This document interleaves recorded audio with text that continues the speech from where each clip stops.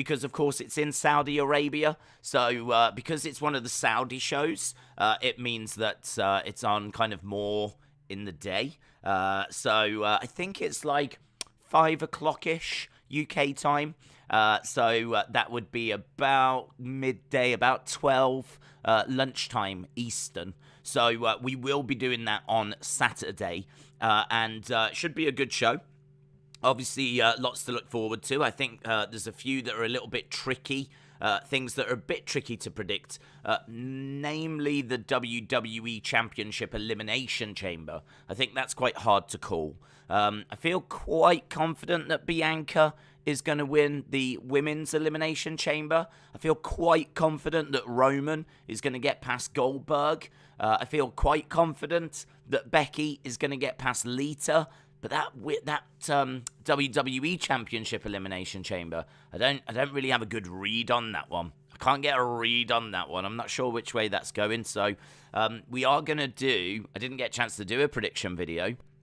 So we are going to do a prediction thing tomorrow on the Wrestling Escape Pod. So tomorrow's Wrestling Escape Pod, that will be the Elimination Chamber prediction stuff. So I will make sure that it is going to actually be a prediction video. We'll make sure that it will get done right at the start, because sometimes with those Wrestling Escape Pods, we plan things and then we just go off in different conversations. But I'll try and make sure we do Elimination Chamber right at the start. So that is, it's got its own channel, and that is going to be just before NXT, our NXT stream. So come and join us. That'll be 6 Eastern that we'll be doing that, and we'll do it live as well. Live predictions for Elimination Chamber tomorrow. So, yes, tonight, I can tell you what we've got, and then I'll jump into the chat and say hello to people. I can tell you what we've got, and whilst I'm saying it, I can actually write it down and get this tweet done, because I was just in the process of doing that, sending a tweet out. So we do have Brock Lesnar on the show tonight. So we've got Brock. First hour is again commercial free. Now, that does worry me, because we saw last time that the show was commercial free. There was a lack of wrestling, and it might be that we see a lack of wrestling again. There's a few reasons as to why that could be. I think wrestling is very good at getting people to come back from commercial breaks. So, you know, if you're in the middle of a match and someone gets thrown to the outside, or someone appears at ringside, or there's a big spot and the match is really heating up, it's a really good way of getting people to come back after the break.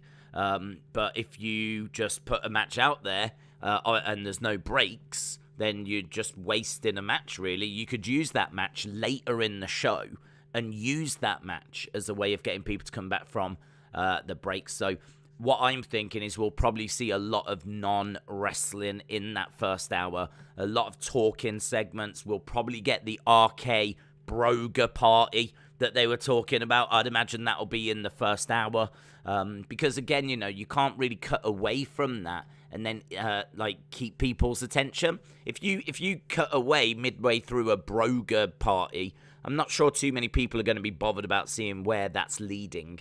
But a match, obviously people are going to want to see who wins. So it's great for bringing people back from commercial breaks. So last week we didn't get too many matches in the commercial free hour. I don't expect us to get too many matches again here. So little bit of a concern to that. It sounds amazing. It sounds like something you should be shouting about. But I don't know that it is that amazing. So we've got Damian Priest against AJ Styles for the US title. We're going to have Lita, who's going to be on the show as well. So we're going to see her. And then, as I just mentioned, we've got the RK Broga party with Riddle and Orton. And that is, I think, pretty much everything that has been announced. So, yeah, looking forward to the show. It is a go-home. Little bit concerned about that because we know what go-homes are like. Everything is done. Everything is booked. Everything is sorted. There's not really any twists or turns or major surprises that you would expect on a go-home. So I think it's just really just going to be, final words, final promos, final thoughts as we build towards this weekend. So, boom. Sent my tweet out. I'm a happy boy. And we should be good to jump into the chat. Oh, yeah. I don't know if you saw this as well. I might be alone on this, but I thought this looked really bad. So this is a new Bret Hart figure that with glasses on looks brilliant. I will, if I can find the picture of him with the glasses on, I'll show you because I think it looks good with glasses. Without glasses, it looks like that. And I just think that doesn't look like Bret Hart. Like, I don't know who that is. Whoever that is appears to have a really drastically receding hairline. I get a little bit of like Damian Priest vibes. I kind of look at that as like Damian Priest cosplaying as Bret Hart in the face. Like, that's not good. I saw that and I was like, that is not Bret Hart. I do not look at that, the face I'm talking about. Yes, you cut the head off and look at the body. Wonderful. Yeah. I feel like they spent a few months working on the body, the attire, the paint, getting the paint job right, trying to find the right body type, and then they literally had 5 minutes for the face. They had 5 minutes for the face, like deadline was coming up, and they were like, we got to do something. Because I must admit, I do look at that and struggle to see Bret the Hitman Hart. But if I can find you a picture of the figure with glasses on, then I will do that. Because it does look good with glasses, or certainly looks better. And I do want to do the figure some justice. I don't want to make it out like it's totally horrific. It is. I think that looks better. Hang on, if it'll focus. I think that looks better with glasses. I mean, he's got the pink kind of Bret Hart shades on, which is cool. I still feel like the hair's wrong, though. And I still think that it looks like... I still think it doesn't look right. And obviously, the belts are a bit big. But I'm not too worried about that bit. The belts being a bit big, whatever. But still not right. Even with the glasses, it's still not right. But it is still, I think, a bit better. But, yeah. Oh, and I've got to tell you, the figure that I'm most excited for. I've been banging on about this figure for a while. Oh, my God. I cannot wait for this thing to come out. Cannot wait for this to come out. Look at this. Look at this. 1985. Hulk Hogan. WrestleMania 1. Hulk Hogan. Like, it's, it's that era because of the belt. And they have never released that belt before. That belt has never been available from Mattel. First figure that's ever getting that belt. It can only be a Hogan, 'cause Hogan was the only one to ever hold it. So it could only be a Hogan that they can do that belt with. But that was the WWE Championship back in 85. And we've never had it. And look at the face and everything on that. It is so good. So good. I'm so impressed. It's an Ultimate Edition, so you actually get changeable faces. That one, I think, is stunning. I wish this focus worked better. That is just incredible. That is so lifelike on the face. I think it's brilliant. I think that gives you a good idea of what they can achieve. Like, that, to me, looks just like Hogan in the face. Just like him, a little version of him. So it kind of shows that the Bret Hart one is, for me, quite a distance off. So, yeah, I did see the new figures, but I haven't had a chance to, really go through them. I've just kind of scanned through the images and got excited about the Hogan ones, because I love those old figures, like the legends. I love the legends. I care more about that than I do about the current stars. So, I love the look of that Hogan, but the Bret was disappointing. Matthew said, is Liv still crying right now after that Lost Days? Whose house? Ram's house. I think she's probably over it now, to be honest. I don't know that she was a die-hard Bengals fan. She probably just wanted them because a lot of people wanted them because they're the underdogs, and she can associate it with being the underdog because she is an underdog. I don't think that's unfair. But no, I think she must be all right now. I think the world has accepted that fairy tales don't always come true, unfortunately. But a big thank you to everyone that joined us for that Super Bowl. Whoa, so much fun. Do you know, it's funny because I think it was Austin, and there was a few people saying like last year's Super Bowl was a really fun stream. And I remember really enjoying it, but I couldn't tell you why it was fun. I couldn't like pinpoint as to why it was a good stream or why people enjoyed it. But I was doing the stream last night, the Super Bowl one, and it felt different. It felt different doing it. Like, I can't quite explain it. It's really weird. But, like, I was really into the game. Like, the game, you could tell really mattered. It had, like, there were celebrities everywhere. It was, like, big fight feel, of course. It was the Super Bowl. But you could tell that every single person on that pitch really wanted to win. And just, like, you know, you're seeing, like, the stressed faces. And it really draws you in. It really, really draws you in. You know, a lot of the matches we watch in wrestling, for example, it doesn't matter who wins. Do you know what I mean? It doesn't matter. Like, you know, the main event of most weeks is like a tag match, and it's just a couple of single stars thrown together. I get that same feeling, though, of like when you're watching a big title match. A big title match where both sides could win, you know, and it's like a 50-50 title match. Who's going to win this? You know, I get that same feeling then, but I definitely had it for the Super Bowl. It absolutely grabbed me. And yeah, it was great. It was so good. And as a result, there was just so much that was happening, so many little moments to have fun with, and God, I just loved it. I absolutely loved it. So, yeah, big thank you to everyone that joined us for the Super Bowl stream. And that was over on the other channel, the Football Days channel. And I hope you had fun if you did. If your team didn't win, then obviously commiserations. I know a lot of people were with the Bengals because, I mean, I get it. I understand the history. Bengals have been a proper team. They've been around for a long time. They hadn't won a playoff game in 30-odd years. This seemed like it was going to be their year. No one gave them a chance before. They shouldn't have been at the Super Bowl, blah, blah, blah, blah, blah. Taking on a team that's just drowning in money. They got a new $5 billion stadium.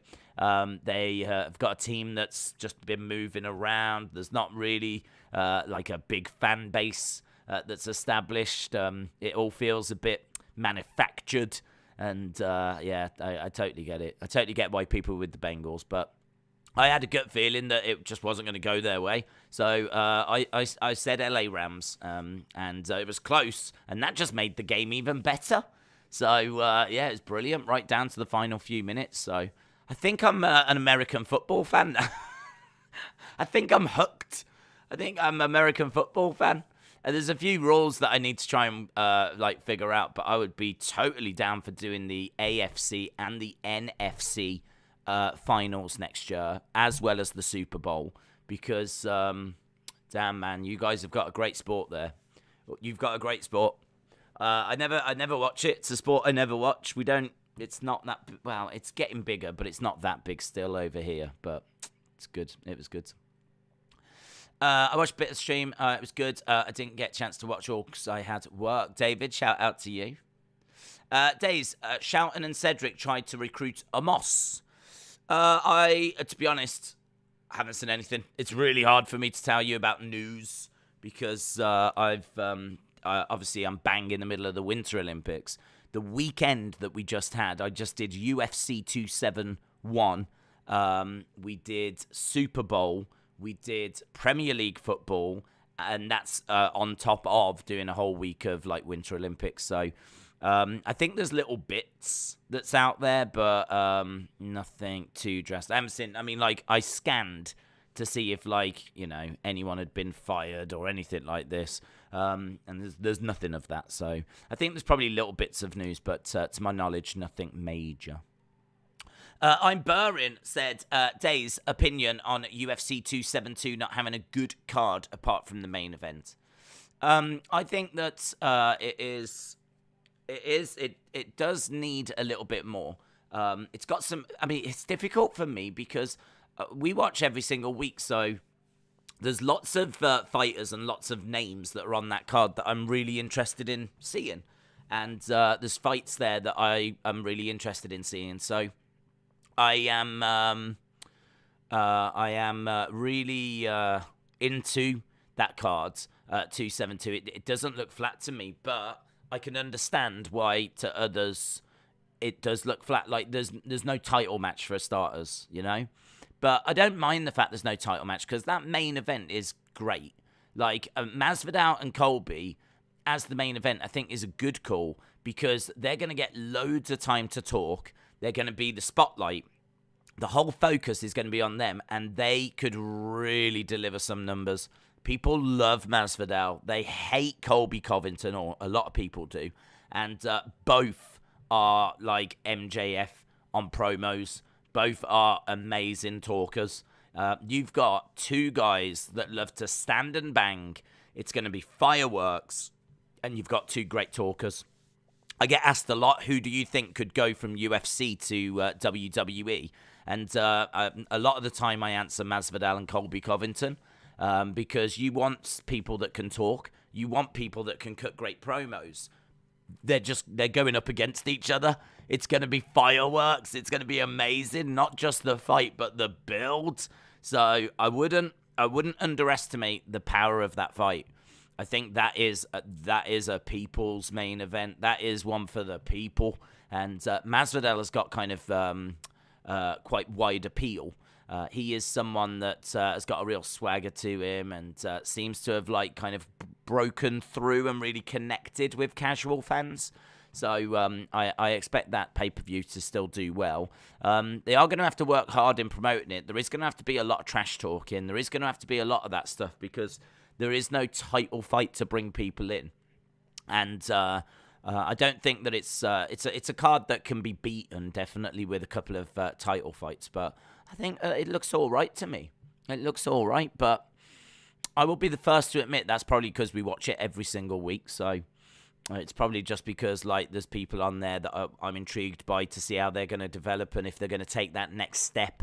There's a few people that have on a bit of a losing streak. I'm wondering if they're going to get cut or if they're going to keep their jobs. So for me, there's a few kind of sub-stories that are involved anyway. But I could understand people looking at the card going, this looks a bit flat.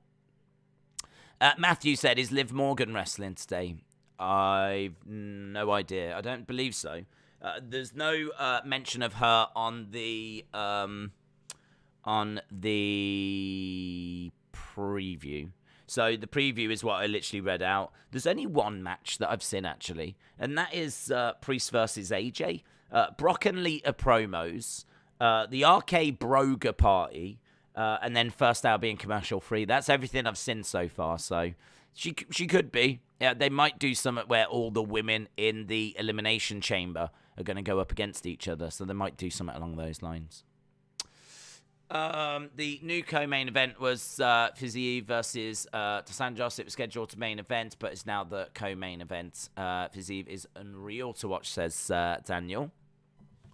I hope they leave the reveal of the sixth person for the chamber until the pay-per-view, whether it's Alexa or Lacey or Bailey or Asuka. I want to be a surprise to create more hype, says Harley. Corey said you should do some of the playoffs. It's tricky, to be honest, bud, because we do obviously like Raw, and I've got a feeling football tends to be on at the same time. Like, I don't really know much about like football and when it's on and whatever, so I can't say that 100%. But I just know that I've heard many, many times Raw's ratings were down, but that's to be expected because it was going up against the big game. Like, I know that NFL tends to be on about the same time. So that's a problem for us because, if the time was there, you should know me well enough by now that if the demand was there and people wanted to watch it with us and I could fit it in, I would find a way of fitting it in. Like, I think I've proven that with starting a whole second channel with football, with doing Winter Olympics, Summer Olympics, the Euros. doing the Super Bowl the past couple of years. So, if the demand's there and we can find a way of fitting it in, I've got no problems doing it. No problems finding a way of doing it. It's just there's a lot that clashes with each other. Do you know what I mean? There's a lot that clashes. It's the same, I get asked for certain boxing events, but they clash with UFC. So it's tricky. I'm hoping that even the AFC, NFC finals wouldn't clash with Raw or wouldn't clash with, something that we already do. So I'm saying I'm down for doing them. I can't 100% say we will even do those because I don't know what days they're on. I don't know what it could collide with. It might collide with UFC and all this kind of stuff, and it might get messy. We'll definitely be doing the Super Bowl final because nothing collides with that. Everyone knows the world is watching the Super Bowl, so no one puts anything up against it. So Super Bowl, not a problem every year. We can do that every year. But, yeah, well, if I can do some more, I'll try to because I loved it. I really, really enjoyed it. I really enjoyed it. What do you think of Fiziev? Is he definitely a massive prospect for lightweight? He's top 5 striker in UFC, striking coach Peter Yan, and he's got a good takedown defense. He's a top talent. He's a top talent. He could definitely get to challenge him for a title. I haven't seen enough of him to say that he's going to be a dominant champion or, yeah, that's your next champion. I can't make that statement. But I can definitely comfortably say that I expect him to get to the point where he's in the mix. He's going to challenge. I expect him to challenge for the title. I do expect that. I expect him to, at some point, compete for the actual belt. Whether it depends who's champion at the time. It depends how he develops. It depends. We've seen it before where these great prospects, red hot, really making progress. And then they just hit the top of the cards. They just hit, the big names. And then it all falls apart. We might see the same with Tai Tuivasa. So Tai Tuivasa has done really well. I think he's on a 5-fight win streak. Now he's just knocked out Derek Lewis. That's incredible. And now he's going to be at the top of the card. He's now, all of a sudden, Tai Tuivasa has got to mix it with a Stipe. He's got to mix in with a John Jones. He's got to mix in with a Cyril Gane. It always seems to be that once you kind of get through the fighters outside the rankings, then you go through kind of 15 to 10.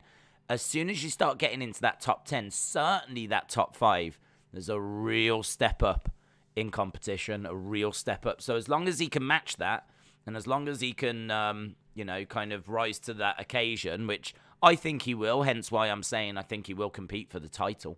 Then yeah, we've got someone pretty serious on our hands. So I'm looking forward to seeing him. But he is definitely someone for fight fans. He is an up and comer. He's not someone that's going to sell pay-per-views. I don't know that too many people are going to buy pay-per-views just to watch him. So I do get the point of the 272 card appearing to be weak when there's definitely fighters on there that do grab attention. But yeah, I can understand that point of view. Did you hear about the botch that happened on the tape for this week's SmackDown between Ronda and Charlotte? Apparently, WWE are planning on editing it out. Yeah, so it's basically, it's an interesting one. We'll come back to it in a second. I'm just going to read these two, but I will come back to it. Alexander Young said, pick a team, Rangers or Celtic. Rangers. Rangers, mainly because when I was growing up, do you know what? It comes down to something so stupid. Do you prefer a nice navy blue kit or do you prefer white and green? And for me, I prefer a nice navy blue kit. So, and also, Celtic, the name, or Rangers. The name Rangers sounds cooler to me. The kit looks nicer. The name sounds cooler. I think they had, did they have Ali McCoist as their striker as well? Who, as I was growing up, was the deadly man for Scotland. He was their star striker. And he would be the player to watch if you wanted to watch any Scottish football. Then really you had to be watching Celtic Rangers, and that's still the case now. But Ali McCoy, Paul Gascoigne, they played for Rangers when I was kind of growing up, and so Rangers would always get my attention more. So if I had to choose, I would go with Rangers. Nothing against Celtic though. I don't have a hatred for Celtic. I don't have like a dog really in the fight. But you're just asking me to choose, and if I had to, I'd go Rangers. Matthew said, if Aaron Donald goes to WWE, that would be hell. That would be hell. I mean, it's really difficult, isn't it? Because, like, for me, I wouldn't want any NFL stars in WWE because WWE is meant to be athletes that have dedicated their life to the art of wrestling. So Aaron Donald should go to WWE and get manhandled. He should go to WWE. And obviously, if he's going up against a smaller guy, that's going to be very, very difficult. But if he goes up against anyone that's even remotely close to his size, he should be getting tapped out very, very quickly. If Aaron Donald walked into the Hart dungeon, he would be screaming in pain at what Stu Hart would do to him. Absolutely screaming in pain. If Stu Hart wanted to make him cry, he could have made him cry. So many stories about guys like throwing up, passing out, going once and never returning. Because if you actually do wrestling, like you can really hit those pain receptors. You can really, really put people through it. And Stu Hart used to do that. He was an awful, awful man when it came to like training with wrestling. And if you went through the Heart Dungeon, then you basically went through hell. And I'm kind of I don't know, maybe I'm too old school. I believe that wrestlers should have that ability. I mean, if these are professional wrestlers and this is what they do, they should have those abilities. Those skills should still exist. So Aaron Donald wouldn't stand a chance. So for me, it would be hell. Because as much as I love Aaron Donald and watching him perform, if he was going to walk in and start beating up the wrestlers, then that would be something that I would frown on. Elliot says, NFL-wise, you could maybe do Thursday night next season. I've grown into NFL last 5 years, and it's a great watch. Steelers all the way. Yeah, I mean, the only problem with that, to be honest, is that I don't know who would just join us on a Thursday. I mean, I could do Thursday because largely Thursdays are free for me. So Thursday night football would be something that we could absolutely bring in. But I don't know who's going to join us. Like, there'd be an NFL community that would join us on a Thursday that would be like, are you going to do the Monday game? And I'd have to say, no, I'm not. And it would just be a bit weird, wouldn't it? I don't know. I have to think about it. But I think, if nothing else, I think I really loved the Super Bowl. I really enjoyed the game. I think it was a wonderful spectacle. I think it's a wonderful sport, and I really, really enjoyed it. And if I could find a way of watching more, I would absolutely do it. I think I'm just someone that loves sport, though. I mean, I've got a second channel that's all about football. We do UFC, we do boxing, we do Olympics, we do Winter Olympics. It's no surprise that I watch NFL with like you lot, and there was so much passion from the chat as well. It's no surprise that I watched it and I've gone, oh my God, I love this. That's just sort of, what I do. I'm just a sport person, I think. Let's go back to that other comment then. So the earlier comment was about the botch. I did see the video of it. Part of me thinks it's a little unfair because the show hasn't aired. But then part of me thinks, well, there's still a live audience there and it still looked rubbish. So it's fine to criticize it because there's a live audience that had to witness it. But basically, it's hard to tell. I watched it a few times and I can't quite figure out what happened. But Ronda grabs Charlotte's head and she goes to like smash it into the table. And Charlotte puts her hands out. I mean, look, I don't think I'm spoiling anything. Yeah, there's a brawl during the contract signing. I don't feel like that's a spoiler. Yeah, if anyone's going to get upset with me because there's a brawl during a contract signing, then I can only presume you're new to wrestling. I can only presume you're 5 years old and this is your first show, right? So there's a brawl during the contract signing. Ronda grabs Charlotte's head, goes to slam it down. Charlotte puts her hands onto the table, right?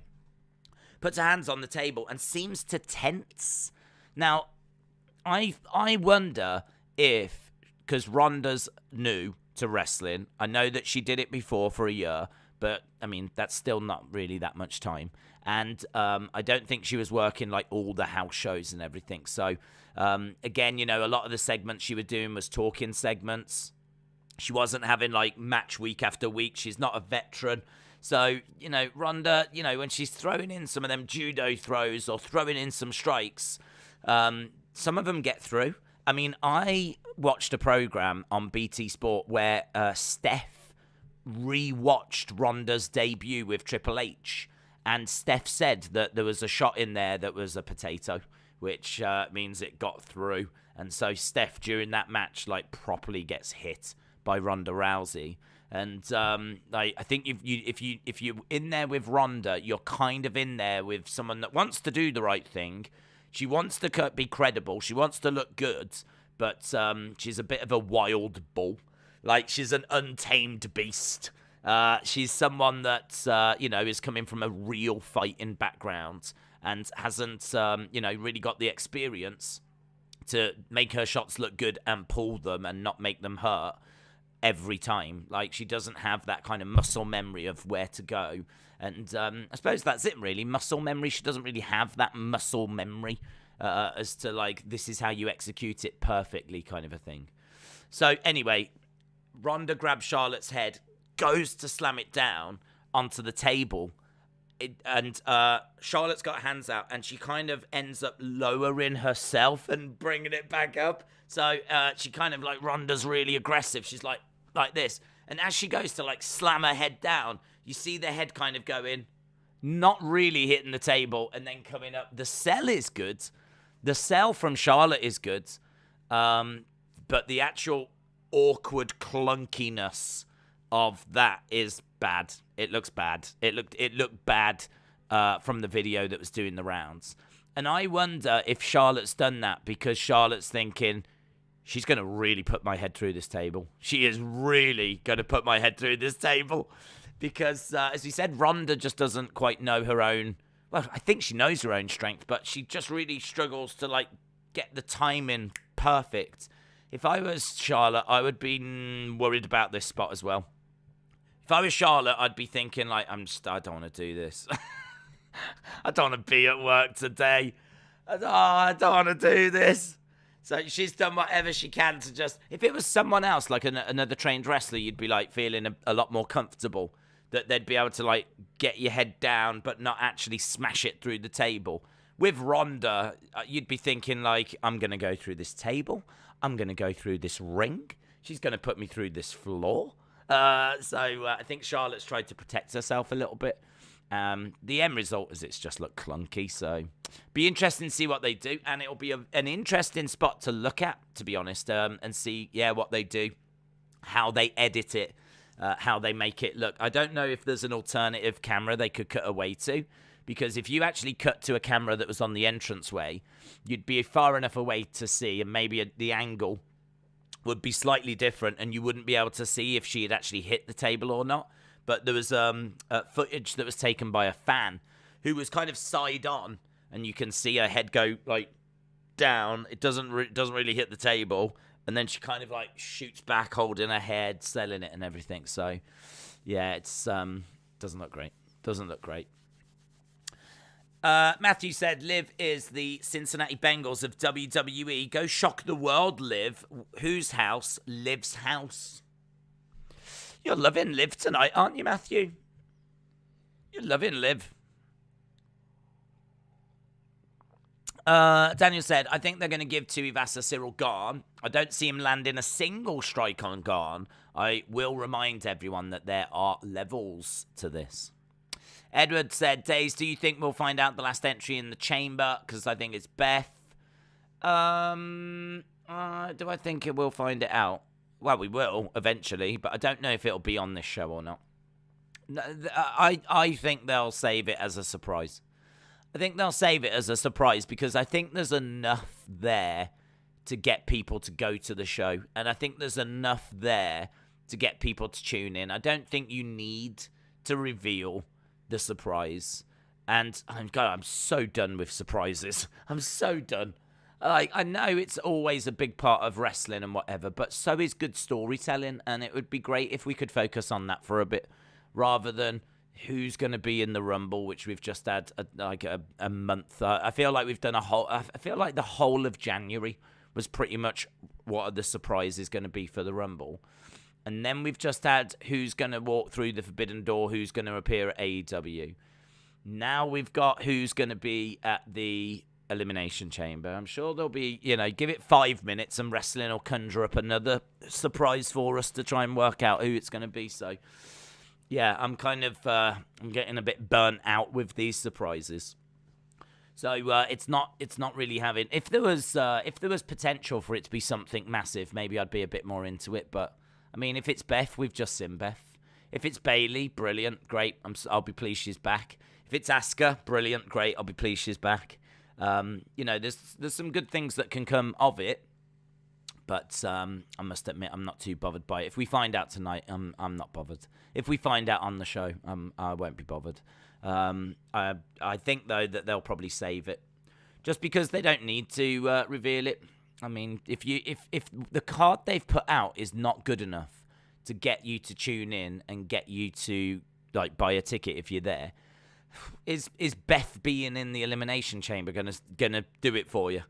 Do you reckon there's any Beth fans out there that are like, no, I'm not going to watch it? But as soon as Beth's announced, they're like, yes, I'm tuning in. That's all I needed. I really don't think there's too many, if any, of those people that exist. Maybe that might be a little different for the Saudi show because people might refuse to watch it on principle. And then maybe their principles might leave them if Beth's on the show. I honestly don't know. But I feel like there's enough there without revealing it.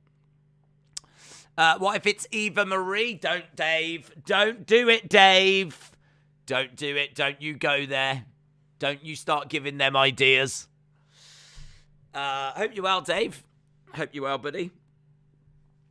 Alex Bliss Gamer says, were you the one sending Valentine's Day tweets on the Wrestling Escape pods? I was not. I sent one tweet earlier. The girl that sent through the Veer is coming. I saw that she had sent a message. I tried to check my notifications when I wake up. So I was going through, checked some of the Wrestling Days ones, I never checked the Football Days ones. I'm really bad at doing that. I never checked the Football Days notifications. I should definitely start doing that. But I checked Wrestling Escape Pod one, and I saw that she said Happy V-Day, and I sent a reply saying, I presume that stands for Via Day. Because every Monday is Via Day. So Via is coming. So I sent that one, but I don't know why. If there's been others that have gone out, then they've gone from trips. They've gone out from trips. Not Triple H. Maybe Triple H. Maybe I've recruited him. Corey said, you missed my super chat. Oh, I'm sorry. I didn't. I did. You mean that? I did completely miss it. I don't know if I'll be able to go back if it's gone. Let's have a look. Is it there? Is it gone? Got it. Corey, appreciate it, bud, said playoffs are on a Saturday and a Sunday, but one is on a Monday. I mean, the Sunday one might be fine. Saturday probably won't be because I could see me having to choose between UFC and NFL. And we've got a really vibrant, really great UFC community.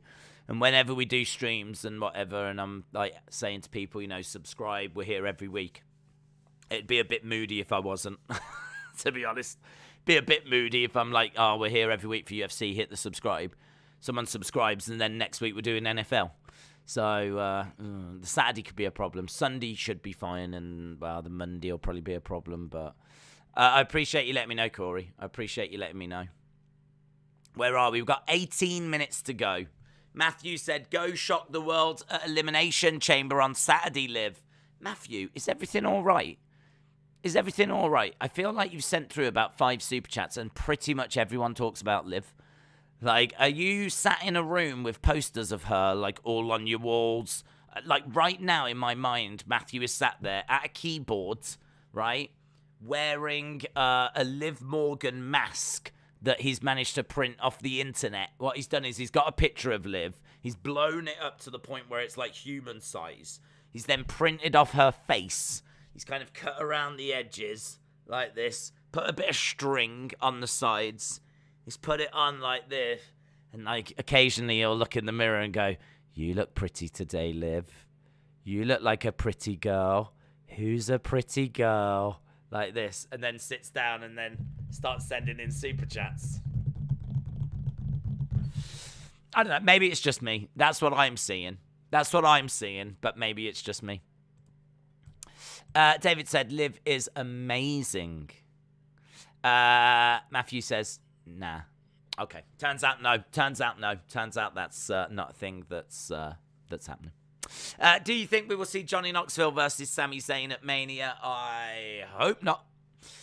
I mean, I think everyone knows my feelings on celebrities, and I don't care on the celebrity. I mean, you'll be pleased to know, doesn't matter the celebrity. I don't have an agenda against Bad Bunny. It's not. I'm not only against him. I will be completely appalled if they give Johnny Knoxville an Intercontinental Championship match. That would be horrific. Think of Ricochet. You know, just go down a list. Think of Boogs. Think of like all these great people. Think of Cesaro. Yeah, all these names that can't get in, like Intercontinental matches, but Johnny Knoxville, that well-known wrestler. This I don't even know how old he is. I mean, I don't know how old he is. He doesn't appear to be in peak physical condition, shall we say. Like, he's not bad. He's got, like, you know, a size to him, but he doesn't strike me as someone that is hitting the gym all the time. But in all fairness, that's irrelevant because he's not a wrestler. It's not a wrestler. Even if he came in with some size and he had some muscle, he's not a wrestler. I have to go back to what I said earlier about the Stu Hart dungeon and about how wrestlers should have the ability to, like, really cause pain. Like, do you know what I mean? These people study wrestling. We're meant to believe they are wrestlers. Yeah, I know this is pro wrestling. I'm fully aware this is entertainment. And there are many ways to entertain. I don't feel that one of them is to put a celebrity in there and have them go toe-to-toe with one of your wrestlers, because all it does is it just makes those wrestlers look weak after. Johnny Knoxville, to me, is an average guy. He's an average dude. He's a guy that does, like, pranks and dares and whatever, but there's nothing special about Johnny Knoxville. He's just a dude. He's just a guy. He's just a guy off the street. If he's about to go in and win the Intercontinental Championship, what the flip does that say about your roster? What does that say about Sami? Like, how does Sami get any sort of credibility back after that? Like, there was outrage in the 90s. I'm not alone in thinking this. Look at the backlash when David Arquette won the world title. You know, David Arquette won the world title, and that was in the 90s as well, when I would say wrestling was more protected than it is now. That was back then, and so there was absolute outrage to that. No real backlash. And even David Arquette said he didn't think it was the right thing to do. He didn't want to do it. David Arquette didn't want to be the WCW World Champion because even he knew it was a bad idea. But WWE is seemingly on the verge of giving Johnny Knoxville an Intercontinental Championship match. I mean, he might not win it. But why? What has he done to earn it? What if he's gonna face Sami Zayn or like at WrestleMania, which I don't even want anyway? Why does the title have to be on the line? Why would the title have to be defended? So I don't want the match. They're gonna have a match. I don't want the match. They're gonna have a match, but I don't want the match. And I certainly don't want a title, the same belt that the Ultimate Warrior had at WrestleMania 6. Do you know what I mean? That same prestigious title when we had champion versus Intercontinental champion. That's that same belt. The same belt that Jericho held on multiple occasions, and, you know, he's kind of seen as the workhorse belt. The workhorse belt! The belt Bret Hart had. This company is just determined to find new ways of letting me down. That's all it is. How can we let him down this year? How can we upset him this week? That's all it is. And it normally always involves celebrities. Almost always. So, yeah, I'm not a fan of it. Have you seen those William Regal shirts? I haven't, no. I haven't. I would like to see them. And with 12 minutes to go, I'm feeling like I could venture over to Pro Wrestling Tees and have a little look. I don't go on to Pro Wrestling Tees enough, to be honest. They have some really, really good stuff over there. But it's all in the US, isn't it? So I think it all has to get printed and come from the US. So let's have a look. Ember Moon's got a store on there. Ric Flair's got a store on there. Road Warriors. I know you can get a Bull Nakano shirt as well. Right, so look, William. These are great, you know. They look great. Yeah, I'm really into these. These look really good. Look at this. Original Villain looks nice. The Regal Gentleman Villain looks good as well. Regal Gentleman Villain. Regal, the original villain, Blackpool, England. They look great. Is it just those three, is it? Yeah, they look great. If I was going to have one... Yeah, I tell you, the only thing I don't like about the one on the right is just at the bottom, it's got a little logo that's, I think, like William Regal. It looks like Warner Brothers. That looks like a film made by Warner Brothers. Original Villain. Coming soon from Warner Brothers. So that little logo thing at the bottom makes it, to me, just at a glance, makes it look like a film. But it looks like a great film. Like original villain. So that one does look cool. The Gentleman Villain looks good. The only problem with that is it does, because you can't see his eyes and whatever, you can only see the lower part of his face. It does look a little bit like a scared old woman. So that's the only problem with that one. So by process of elimination, I would probably have to go with the blue one after all of them. Because I don't want to... Guys, if there's one thing you need to know about me, I do not want a T-shirt of a scared old woman. Yeah, I do not want that. That one in the middle looks like an old lady that's just been told the bingo is closed this week. That's what it looks like. It looks like an old lady that's just been told there's no bingo this week. You know, for some reason they've taken a picture and put it on a T-shirt. So, yeah, I by process of elimination, I'd go with that blue one.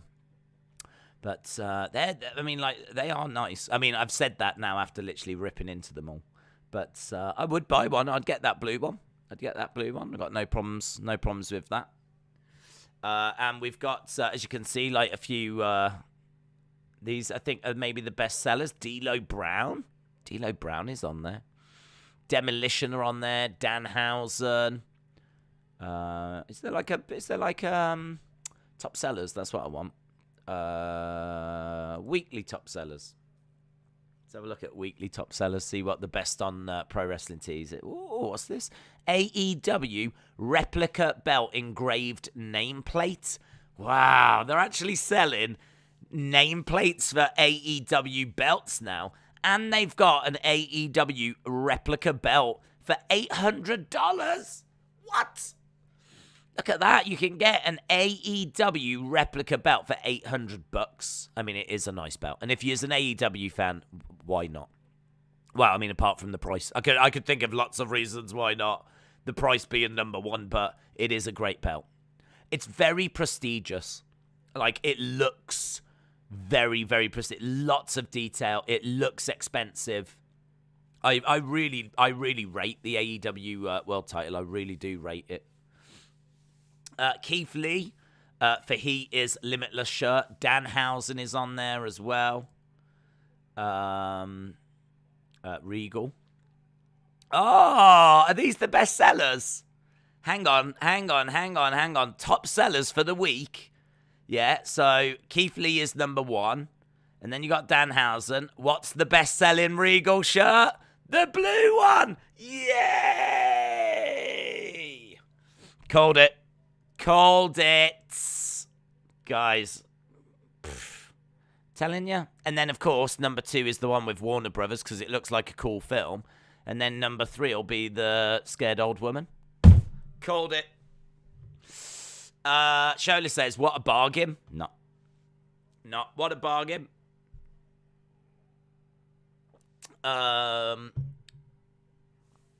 Tony needs to make a profit at some point, says excellence of execution.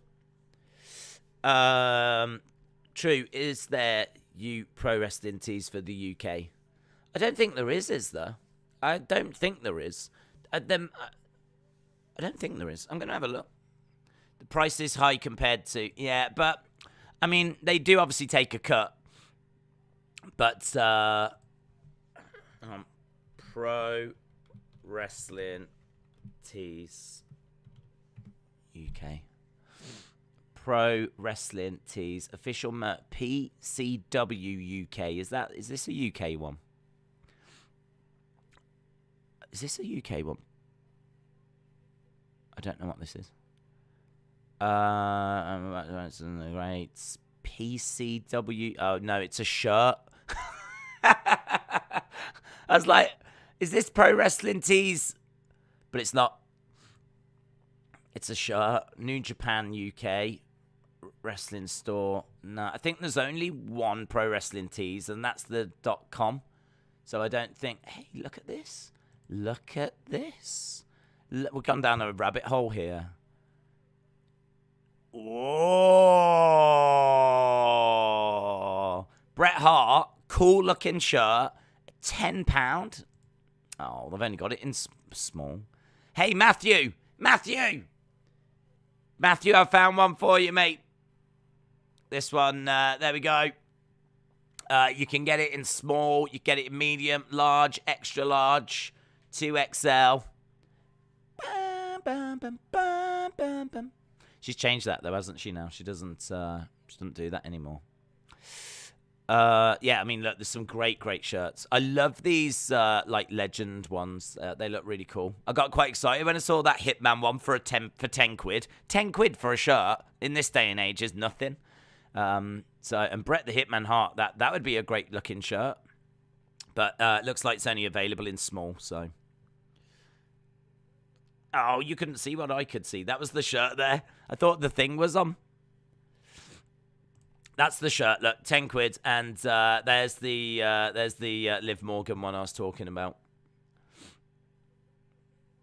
It'd look a little bit like your boobs were crying, but I suppose they're a little bit higher and a bit more over. Scrap that. It would look nothing like your boobs were crying.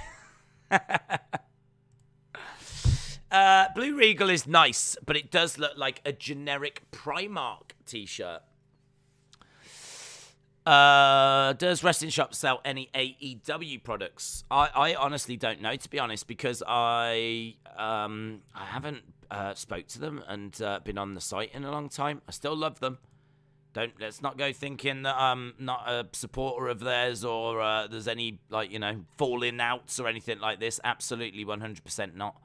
I really do love those guys, and they've always been so kind to me and always been brilliant to me. And if I was buying any figures online, I'm not paid to say that at all. As I said, I don't have any relationship with them at the moment, or there's no plans to go down and visit them or anything. But genuinely, if I was to buy figures online in the UK, they would be the people that I would use, and they're the people I did use. And then obviously I was from that able to go down to their warehouse and everything, and we've done some great videos. They've been on done some really, really interesting stuff. So yeah, I really do like those guys. Most notably, Wrestling Shop Live. I mean, that was so much fun, so much fun. But I genuinely don't know what's on there. I know they were doing AEW figures. 100% they do AEW figures. I know that, but I don't know if they do belts and T-shirts and stuff. I don't know where they are with that side of the business, because they were bringing in DVDs and they were doing shirts, but I don't know. I don't know if they still are. Channel name said, speaking of skating, didn't Tonya Harding try to break into wrestling? Tonya Harding, the girl that was she the one that did the cheating? I think she did. She did try and do something with being a heel. I never know which one was the one that cheated. She tried to break a leg, didn't she? I think she did try to come in and do, I'm sure she did try and do some heel stuff. But, I mean, it wasn't very successful. I need to see that film, I, Tonya. That's I, Tonya. I think it's that, isn't it? I need to see that. There's been a few people been raving about it, and I think more are watching it now because the Winter Olympics are on. But an incredible story. I always have, and I will always say this, 100% the pervert uncle at parties. You're 100% the pervert uncle at parties. Oh, definitely. Definitely. I actually give pervert uncle lessons.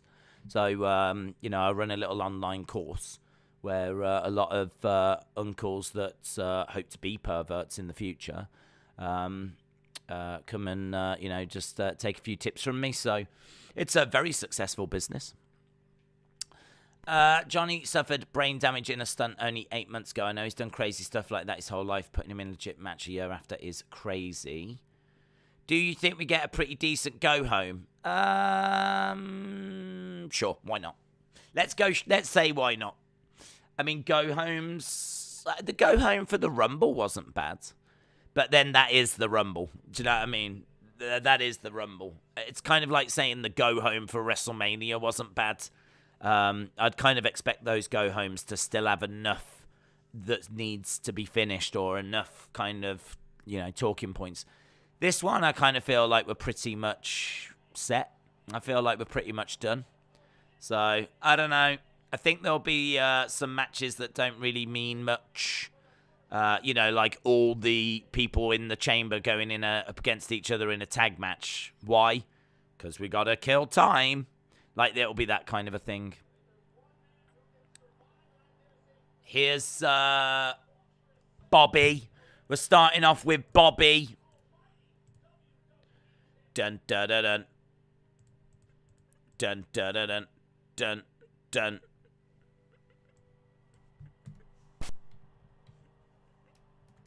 Bobby, man, looks good.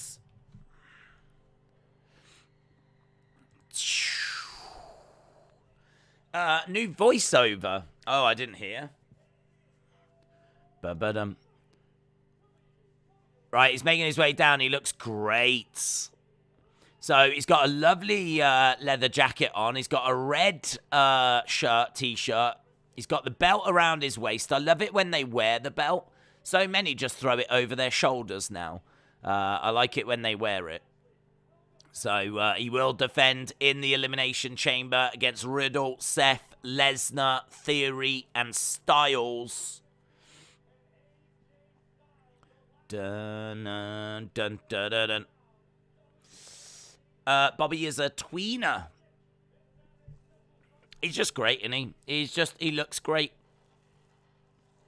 He is a little bit dull, to be honest. I think, he didn't get the biggest dollop of personality in the world. That's where MVP needs to, really do, some work. MVP needs to talk and really, really build up Bobby, but I mean, they're pushing him. You can't deny they're not pushing him. They've put the belt on him a few times.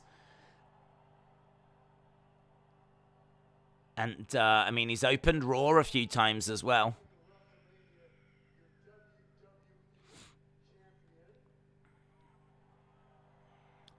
Belt around his waist. I would say looks good, but...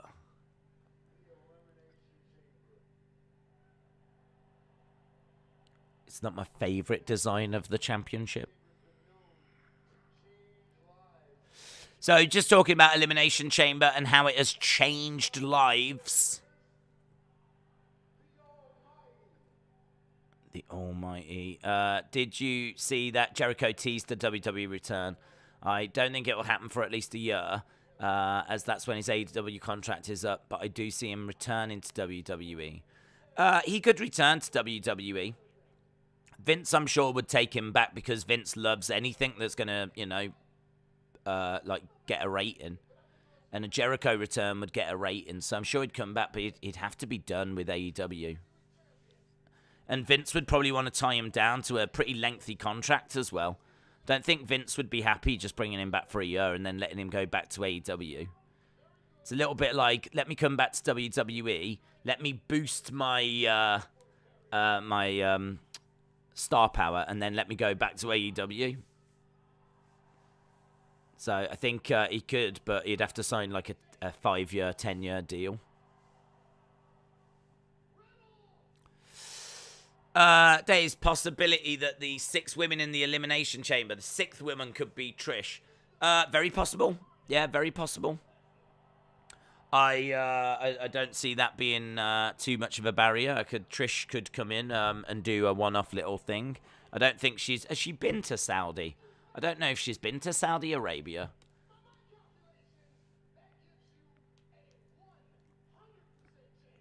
So, yeah, I'm not expecting it. She's sort of retired, but Shawn Michaels had retired. He came back for Saudi. So, Trisha's retired. Could she come back for Saudi? Sure. I think it'd only be a one-off return if she did, though. Trade Gaming says, Days, William Regal trademarked William Regal and Lord Stephen Regal. Very good. I mean, you know, I want him to make money. I want him to be successful. So, good. I'm glad that he did. The Biden Super Bowl interview. I didn't see it. Jim Neidhart, Ted DiBiase are confirmed for 2K22. Burn it down. Seth Rollins making his way out.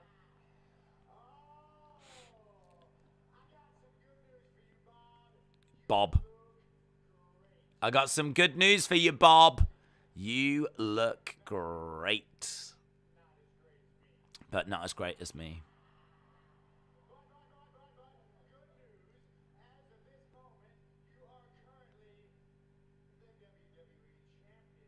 But good news, you are currently the WWE champion. But not for very long.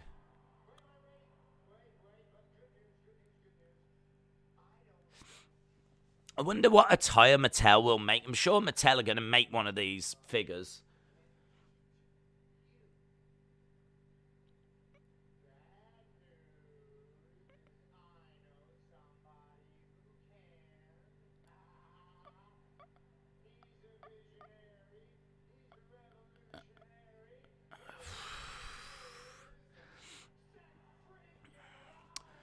He says, I know someone that can beat you. He's a visionary, a revolutionary, Seth freaking Rollins. MVP's having a vision.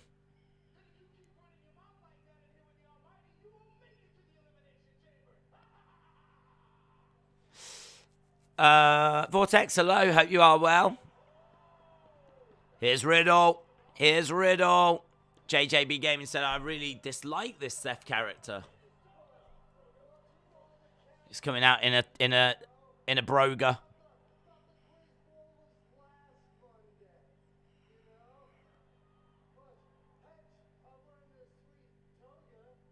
He's wearing a tote. He's got his hair done in braids as well. Okay. Broga, I think, is the chant. Are they chanting Broga?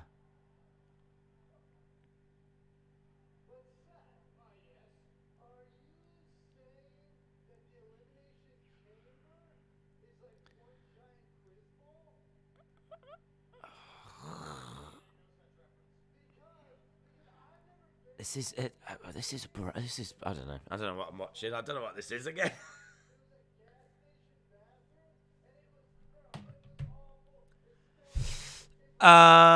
Riddle looks like Gandhi. Yeah, Gandhi will be really pleased at that reference. So that's just what Gandhi wanted. Jaden said possibly that Seth freaking Rollins, Kevin Owens will be future Raw tag champs this year. Riddle is high, says Harley. Froger says Miss Cameron. Didn't Katrina Johnson Thompson, is that like the Greek yogurt thing? She wears like togas in that advert, doesn't she, here in the UK? Riddle is drunk. JJB said this is awful. Dark Angel said Riddle is high AF. Primo says, Days, I do feel like Adesanya he's invited him to the RK Broga party. I feel like Adesanya deliberately poked Whitaker's eyes for a few times. He was sticking his fingers out to prevent his opponent from throwing a punch.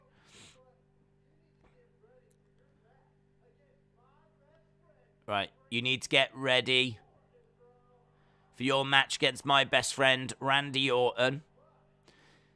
And you give my girlfriend, Neka, a shout out for looking after me as I've fallen ill.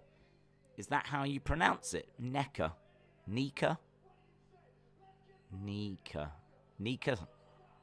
Nika. Nika sounds better. I think it's probably that. Yeah, shout out to her if she's looking after you. Dino, I'm sorry to hear you felt ill, bud. Here's Austin Theory. James said, what is this? Beep. It's actually painful.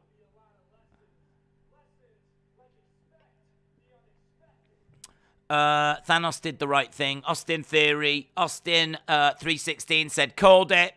Called it. Theory.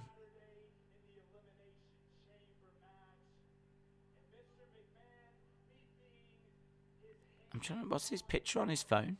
Oh, it's him.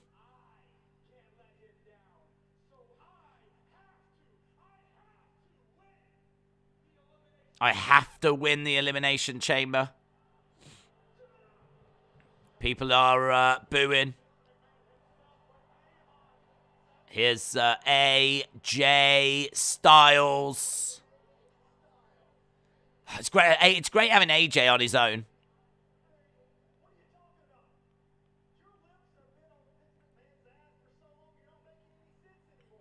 Your lips have been on Vince McMahon's ass for so long, you're not making any sense anymore. There's a man with a sign saying, have you seen this man? Who is the man? Who is he drawn? Who's he drawn? Free Otis. There's a sign that says Free Otis. Matthew said, Days, the reason Liv rooted for the Bengals is because of Joe B.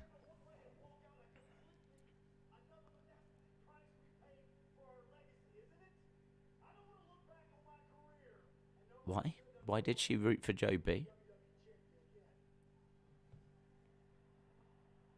Joe B's awesome. He was great, but he just couldn't quite get it done. Right, so opening segment. Lots of talking. I'm going to win the chamber. I'm going to win the chamber. I'm going to win the chamber. I'm going to win the chamber. Lots of that.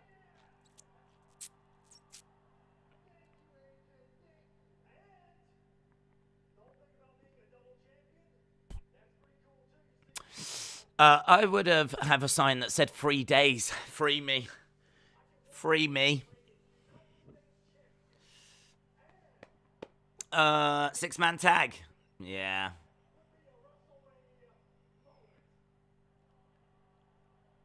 Have they got enough for it? Because I don't think MVP would compete.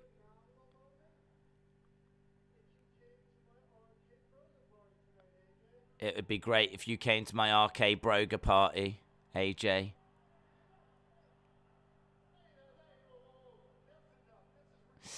Joe Burr will be back next season. Legend Killer, hello.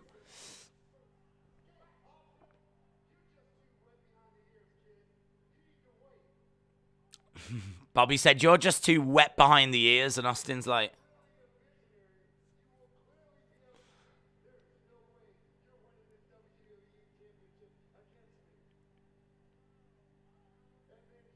So Bobby just addressing all of his competitors, telling them why they're not going to win. Did you hear about the fire at the circus? It was intense, says Coach Co.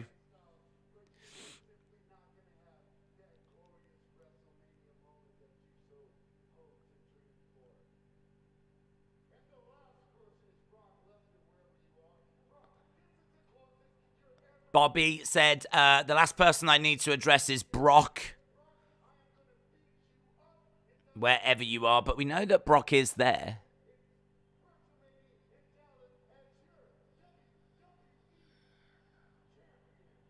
Wow, he struggled to get through that sentence, didn't he? I don't know why he was stumbling a bit.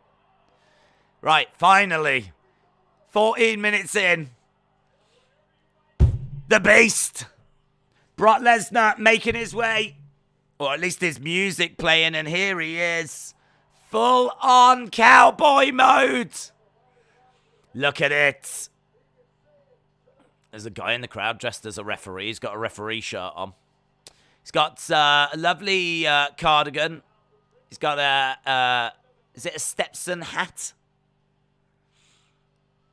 Oh my God, this is Cardigan Lesnar.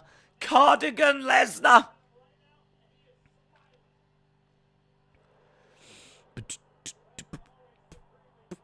There we go, look. Making his way down. Yes. I wish he'd come out on a pony. Or have 2 sheep under each arm. He could have 2 sheep under each arm. 4 sheep in total.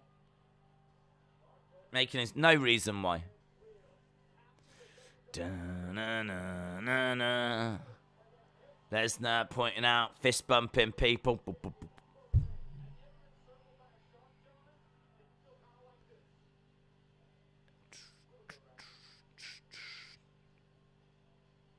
Lesnar, look at the size of him.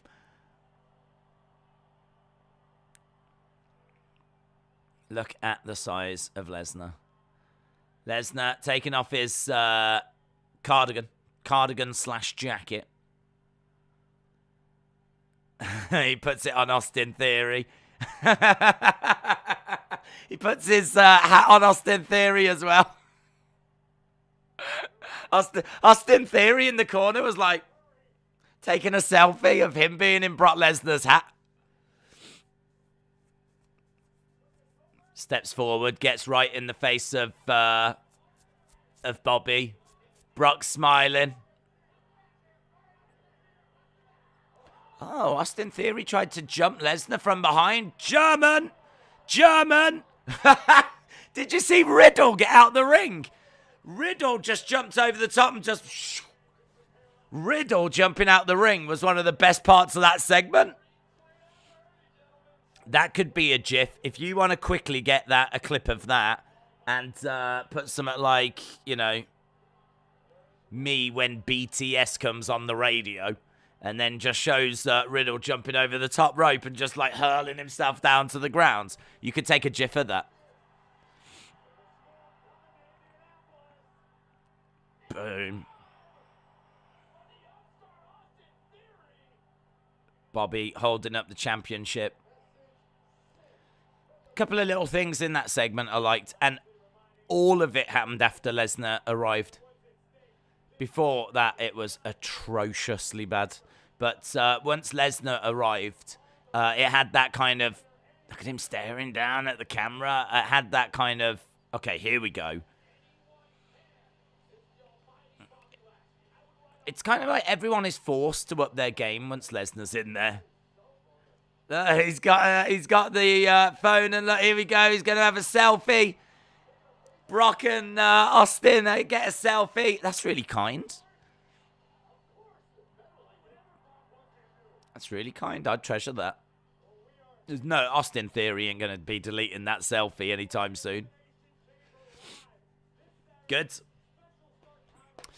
I love how everyone got out the ring. Dun. James said a laughing, smiling Brock is still weird AF. Right, we got Street Profits backstage. A Brock selfie. Brock taking a selfie. Riddle's jump was epic. That'll sure to be doing the rounds.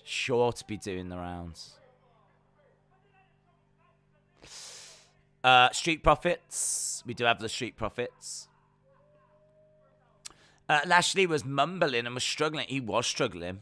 Screensaver, it should be. Yeah, he was struggling. I don't know why. United States Championship. AJ Styles against Damian Priest. We've also got an RK Broga party. So that's coming up tonight. Broga.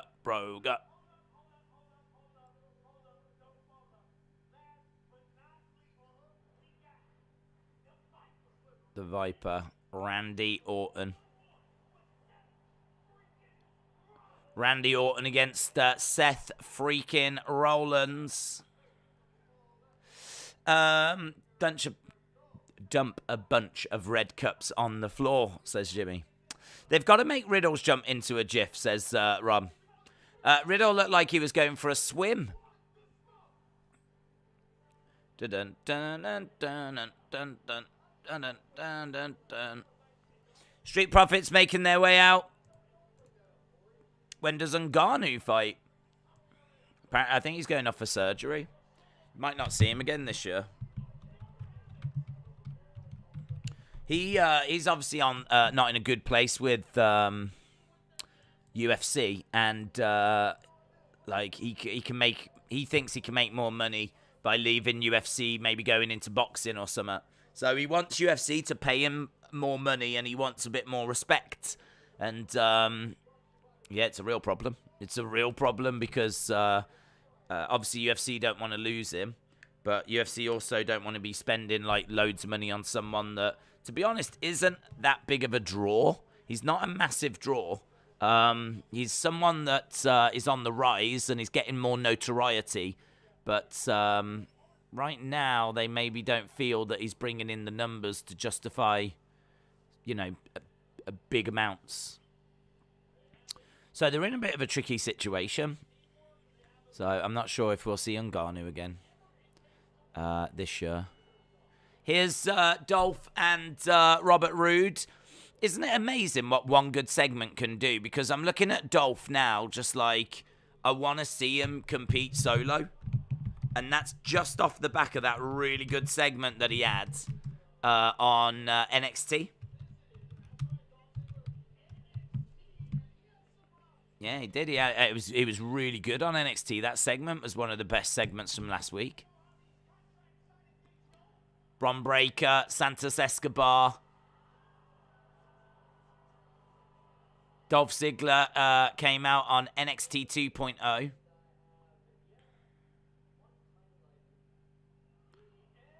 There's one title I do not have, the NXT Championship.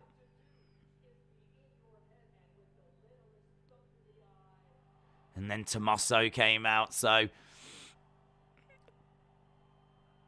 they are on a collision course. I don't think the match has been announced, has it? But does that mean we could see Tommaso on Raw? Imagine if Tommaso's on the show now in this segment. That would be awesome. Lance says, murder me. What does that mean, Lance? Tommaso's on the show. I tell you what, Tommaso could be here to be doing some murdering. Tommaso Ciampa is on Raw. on commentary. Yeah, Ciampa's here.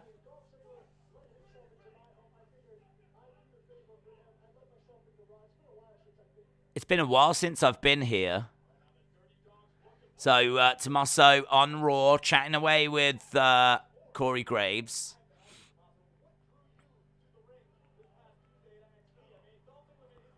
So, Corey is asking what drew you to the ring. So, they're really building up Tommaso and Dolph.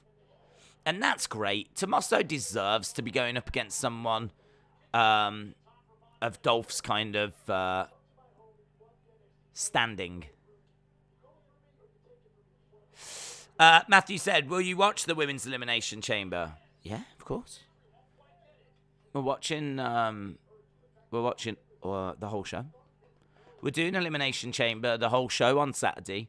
We're doing that in the day, and then we've got UFC on the night. So, yeah, we're all over it, but we always do the watch-alongs for the big pay-per-view shows. And thankfully, we can do both.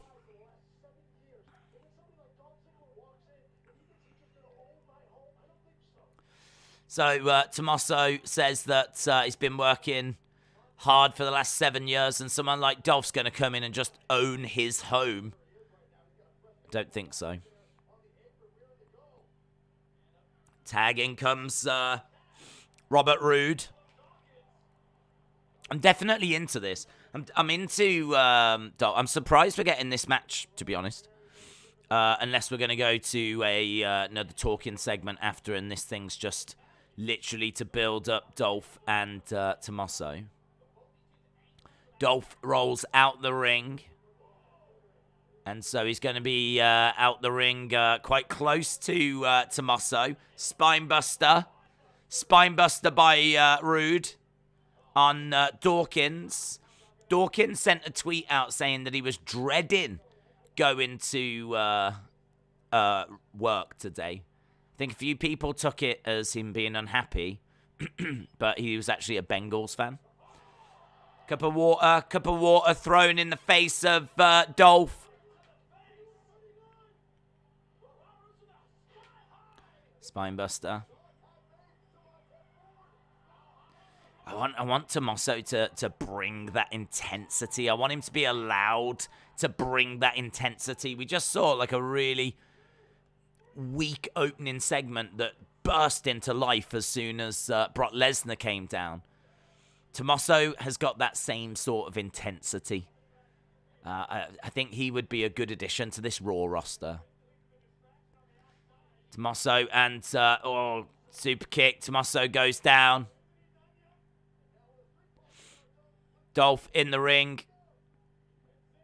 Goes out the ring. So, Street Profits get the win. Thanks to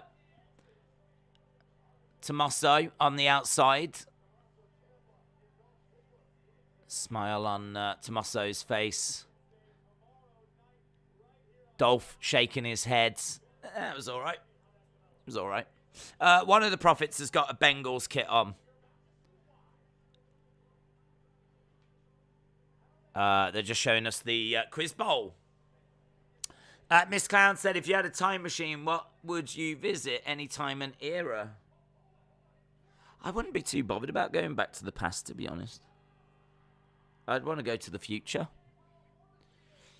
I just kind of think like I'm someone that likes the latest technology. Like I'm fascinated by, you know, the next hub building, the next big stadium, the next big development in TVs, the next computer games, the next computer consoles, the next, you know, whatever. I like all the stuff that's coming. So I wouldn't really be bothered about going back and seeing what had been, like, going back to, like, Egyptian times or whatever. I'd want to go to the future. Right, we've got the broker part happening. Look, we've got Queen Zelina in a toga. We got Apollo. We got Commander Aziz. We got Carmella.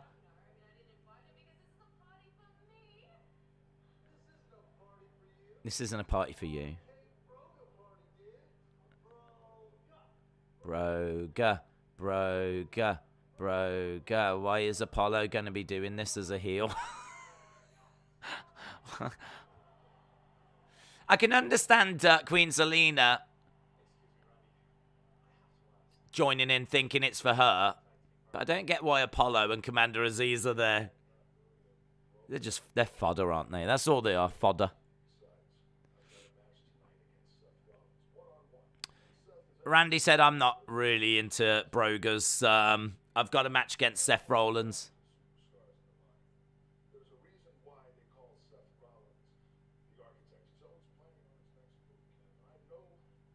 There's a reason why they call Seth the Architect. It's because he's always planning on his next move.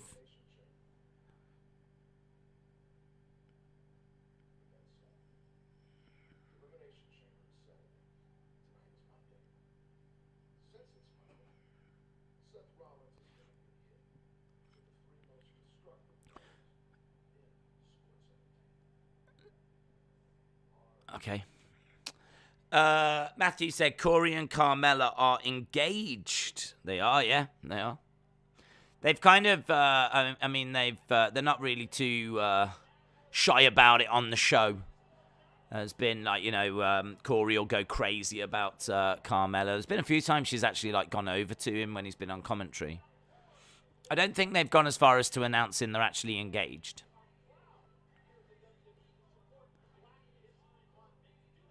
If Batman was a wrestler, it would be Randy Orton, says LS Dub. Danielle said, do more toy hunts. It is something I do need to get done. Right, Black History Month. I think we've seen this. This is The Rock talking about his dad. His dad, who was amazing.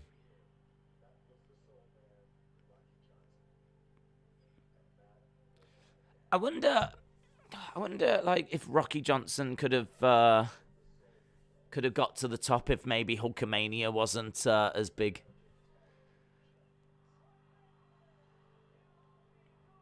I think Rocky Johnson was around during, like, the Bob Backlund, Hulk Hogan kind of time.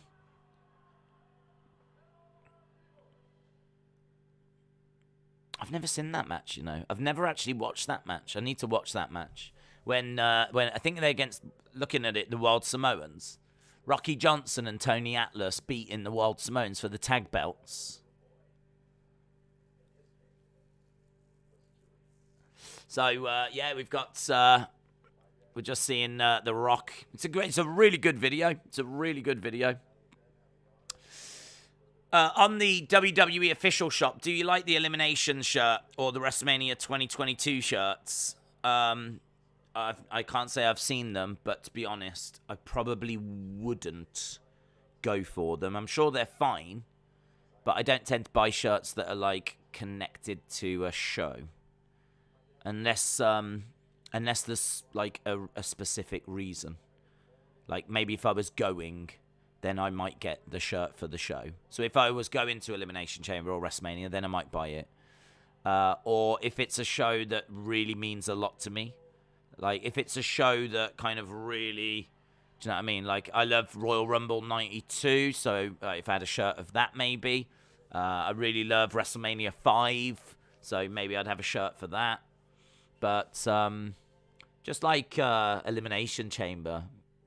I wouldn't really be too fussed about getting a shirt for that. WrestleMania could be amazing this year. Who knows? Could be one of the all-time best. So, maybe... but I'll want to see the show first.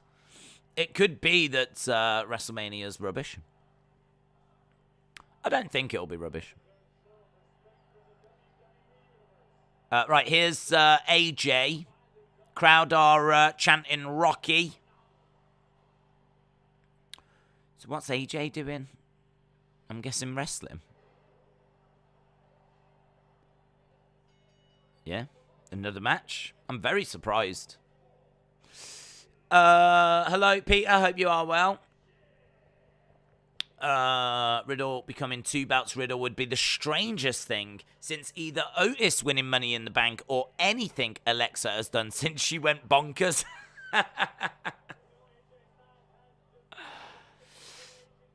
Zoom Station, what's this Rocky Johnson repeat rubbish? They're playing it at the moment, aren't they? Because it's Black History Month. So I think, didn't they play it on SmackDown? I don't know if they played it on Raw last week. Hopefully they've got a few different ones for Black History Month, and we don't watch the same thing every single week.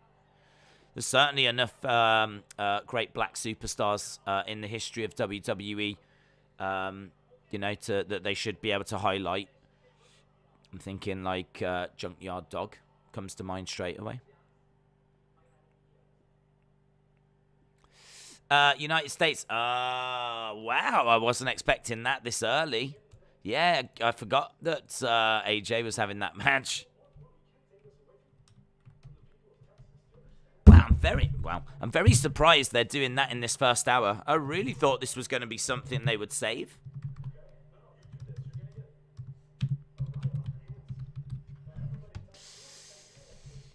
Holloway fan said, Too Cold Scorpio is the best black wrestler of all time and any promotion. Big statement. Big statement. Not sure it's been mentioned, but unfortunately, Mickey J, former WCW WWE referee, has sadly passed away with her battle with COVID. That's awful. That's awful news. I don't think it has been mentioned anywhere. Well, it might be doing the rounds online, but Zoom Station says Bobo Brazil. Shola said we could see a title change. Ashley said my money's on Damian Priest. Let's get a poll going, shall we? Let's fire up a poll. Kevin Owens says I probably won't be at WrestleMania.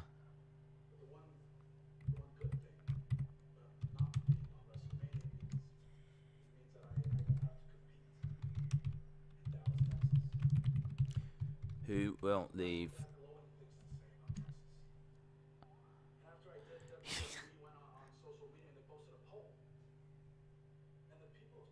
The people of Texas. They started in questioning my integrity. He loves Texas.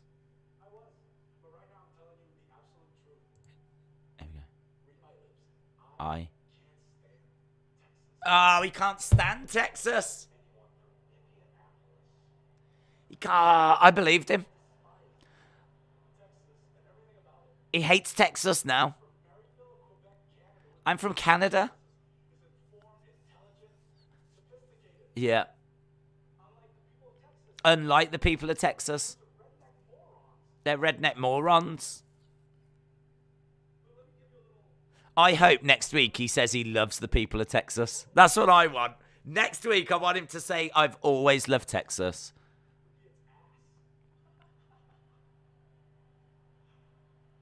Yeah, if the United States was a person, Texas would be the ass. He hates the people of Texas. Do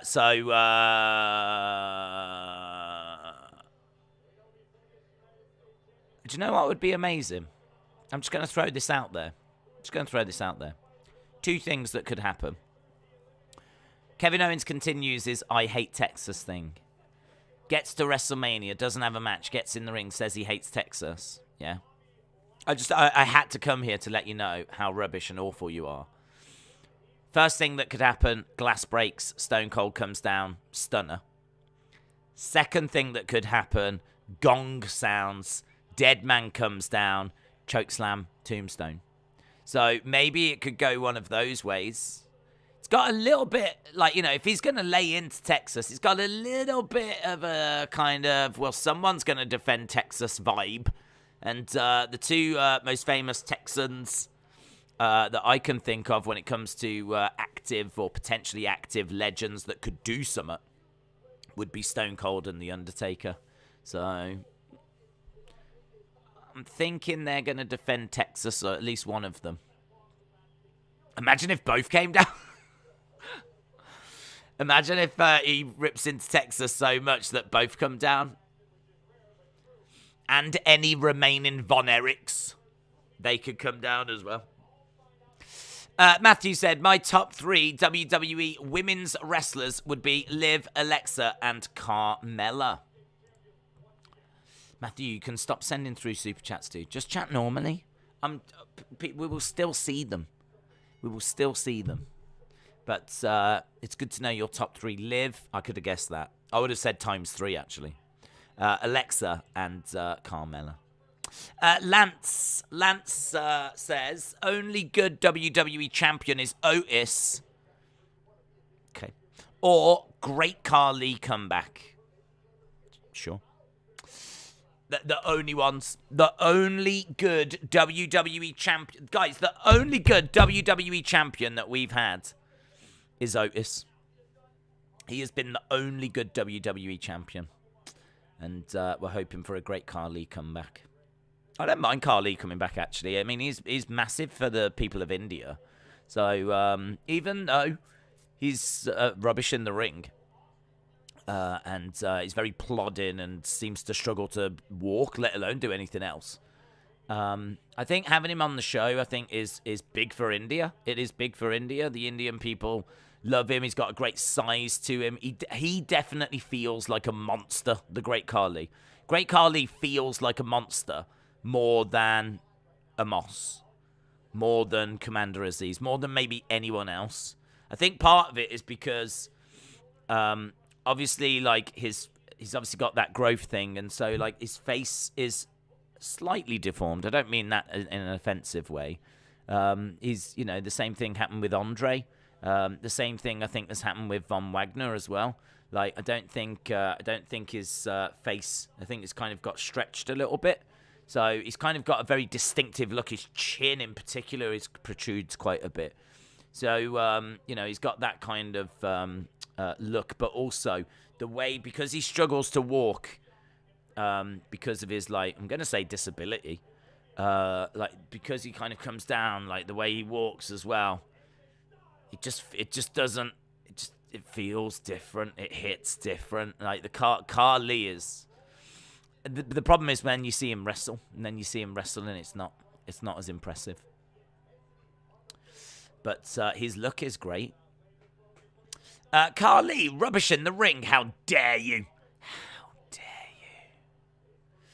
I agree with you on that Khali point. I really don't mean to be nasty. I don't mean to be nasty. I think that he brings value. I think he's good for the Indian people. Like, they really love watching him and rooting for him. And as I said, he's big, he's tall, he's quite lumbering as he makes his way. He's definitely intimidating.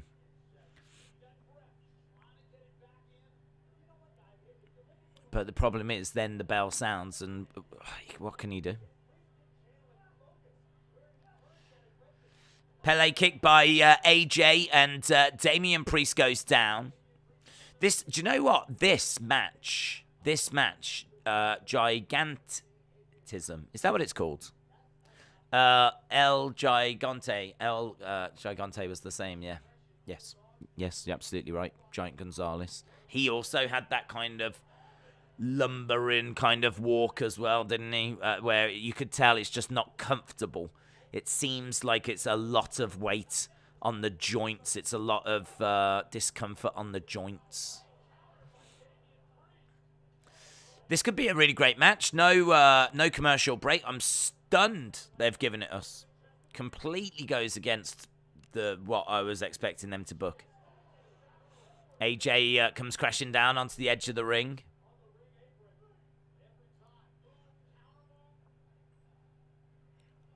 Perhaps they saw last week's first hour and saw that it just wasn't very engaging or something. Perhaps they saw there was a lack of wrestling and they thought, well, we've got to change it, or I don't know. Definitely a different approach this week. High kick coming in there by Damian Priest. AJ goes down. Damian Priest going back against the ropes. Roll through by AJ. Little bit, 2, 3. No, change that. Scrap that. Scrap that. What they've done instead is given us quite a short match. Damian Priest wins.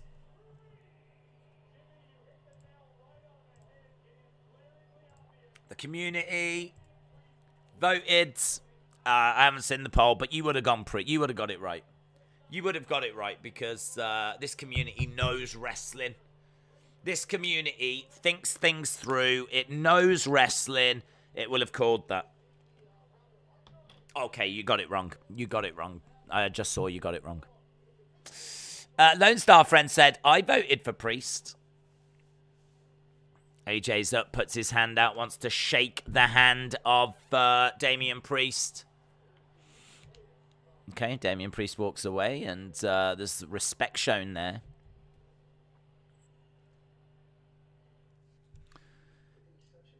Right, here's Alexa. Last week was really good.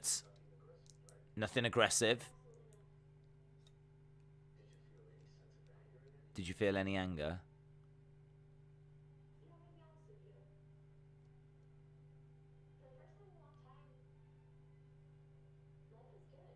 Life is good.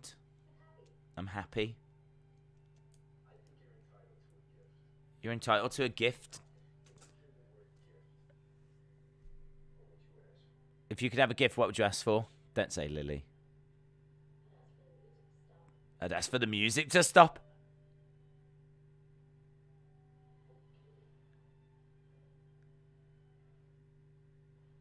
That's a great gift. He's got another gift. Jeez. He's got gifts everywhere.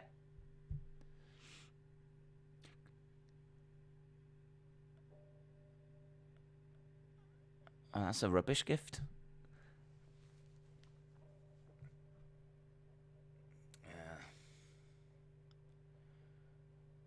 If I was Alexa, I would say it would be better if you'd just done the music thing. The second gift was nowhere near as good. So he's got the actual ripped lily, and he puts it on the table.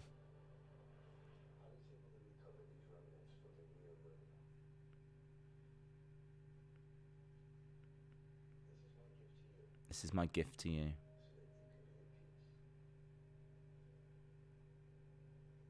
I mean, that's an awful gift. That's just going to upset her.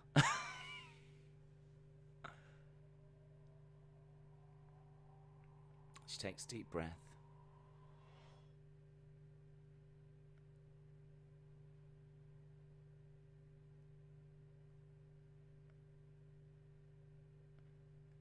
But this is still the one that you can get from WWE Shop.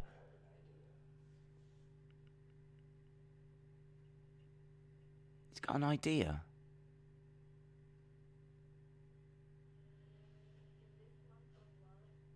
He says, I've got an idea.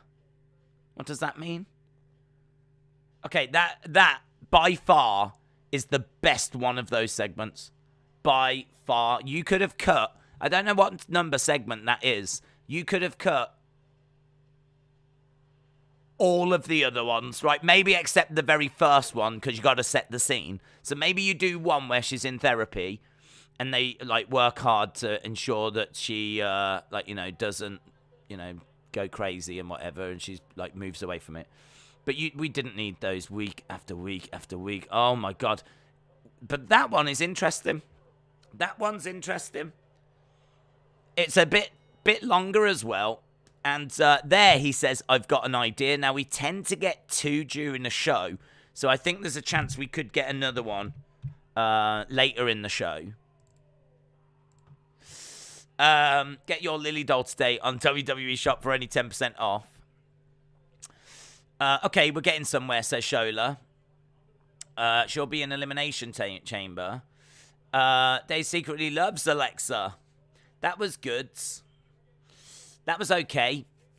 Yeah, I mean, he put the ripped up lily on the table, and he's like, this is my second gift. So, Alexa takes a deep breath, and she kind of opens her eyes, and you're thinking, oh my god, what now? But she goes, fine. She's like, little smile, like she's dealing with it. Okay, cool, lovely. Let's get away from this previous gimmick. Thank you. And then he shows her the other one, that's available at WWE Shop. And he goes, I've got an idea. I mean, they seem to show the zip at the back. So I'm wondering if he's going to put the pieces of the other one into this new one. But why would he do that? Why would he do that? Because he's trying to get her to move away from, like, caring about Lily or, like, getting upset over Lily. If he puts the pieces of the old one into the new one, isn't she just still caring about something that could get destroyed? Charlotte could grab this new one and rip that up, and then we're right back to square one. So, I don't know. I mean, like, it seemed like zoomed in on the back, and you could really see the zip. So, I don't know if he's thinking of taking the stuffing of the old one and using that to put in the new one. I don't know. I don't know what his idea is. He says, I've got an idea. I think anything... What I don't get is that she's moved away. She's moved away from, like, caring about Lily. So what's this idea going to be? I mean, if he is a proper psychiatrist and he is someone that's trying to help her, his idea should be the next step in that journey, shouldn't it? His idea should be to help her further move away from Lily. Whatever this is about to be, it should be to help her. If this is now going to take an interesting twist, and he is going to find a way of controlling her. Do you know what might be quite interesting?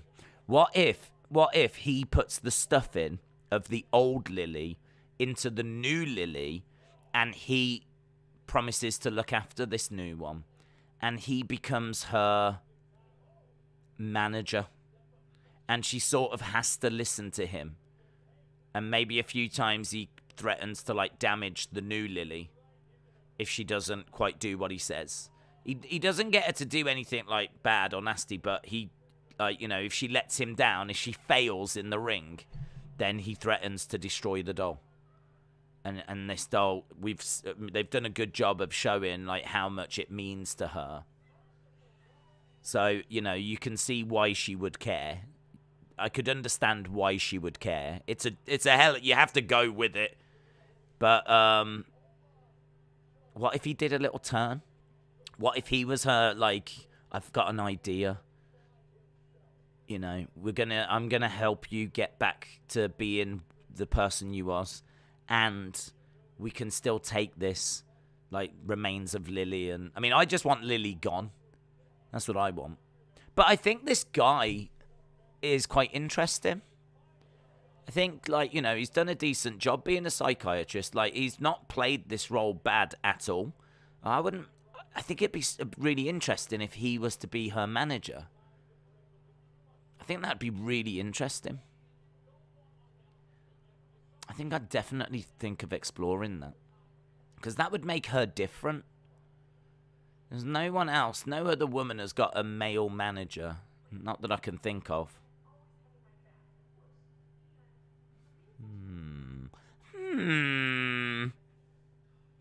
We're seeing Dana and Reggie. Can I ask you something? What is it, Reggie? What's one add one?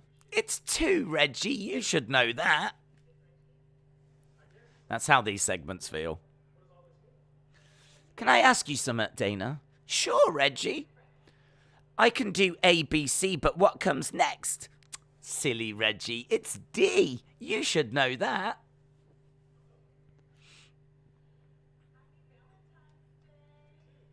They're at a restaurant. Happy Valentine's Day.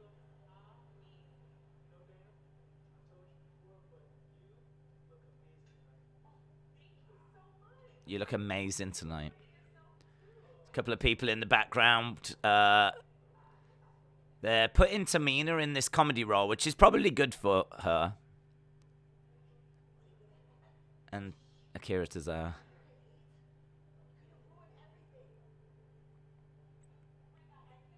Guys, that's to be continued. That is to be continued. Valentine's Day Psst. Chucky and Tiffany. The couple that stays together. It's an advert for Chucky. I've still not seen that. Slays together. Is that true? The couple that stays together, slays together. Chucky streaming on Peacock. I've got Peacock. Yeah, I can watch some of that. Might watch some of that. Maybe Elmo will hang out with Dana and Reggie. Maybe. Working with Amos looks so painful. He is so green. I will be shocked if it doesn't become an issue.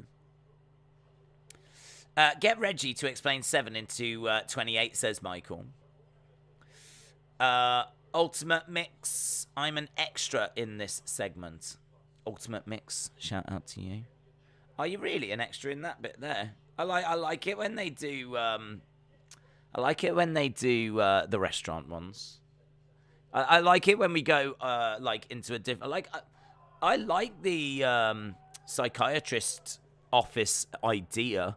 It's just taken so long. But yeah, I'm down for that restaurant one. Are you really an extra in that? That's amazing if you are the Ultimate Wix. You'll have to let us know which one you are. When we go back, it's to be continued. They've left us on a cliffhanger. The cliffhanger of what's going to happen when Tamina and Tozawa interrupt dinner. It was 2-on-1, not just Amos, Cedric. Oh, okay. I had it on in the background. I was still talking about Alexa. Carmella looks stunning in the background, doesn't she? Just kind of on the table, legs folded. Here's Adam Pearce. So, contract signing. Here we go.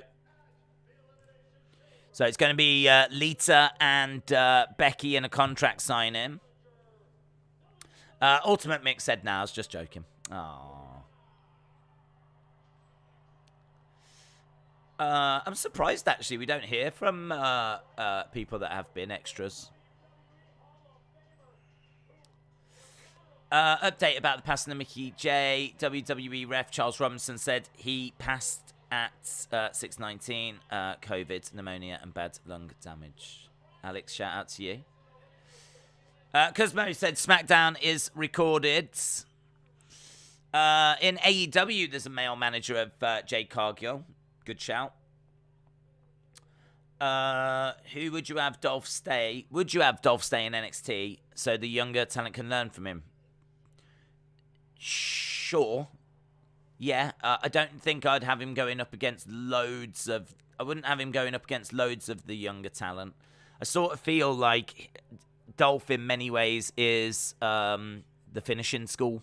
Do you know what I mean? Like, you're ready for the main roster, so here's Dolph Ziggler. It's kind of like, for the girls, you're ready for the main roster, here's Natalya. So, I see them both in those roles, so... I mean, look, Tommaso, it's a no-brainer. Absolute no-brainer. Anyone else, any other males that are ready to come up? I mean, when Braun's ready, you know, here's Dolph. You could maybe do him against Braun already, to be honest. Because they're moving that fast with Braun that it doesn't feel like we're going to be too far away from him being called up. But I don't know. I mean, like, I don't think I'd have him going up against Von Wagner or Haaland or Gacy, or I don't think I'd be doing those matches. I suppose you could, because by the time they're ready to come up, you could always do it again. Wow, disheveled Becky. Hair, she looks sad. Becky looks sad. Her hair, it looks a bit messy. She's got a denim jacket on. She looks glum. Why is Becky glum? She hungover. Becky making her way down to the ring. This match going to be taking place in Jeddah. Justin said there's no way anyone thinks Lita is beating Becky. This is a match we don't need. I don't like either can carry the match. Dolph should stay in NXT. He could have an amazing run like Tyson Kidd back in the day, says Robin. Channel Name said, I heard Tammy Sunny might go to prison. Oh, she knows it well. She's probably got friends there, mate. I wouldn't worry about it.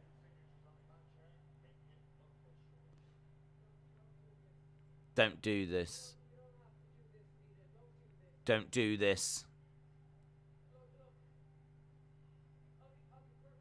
I'll be honest. I've not slept.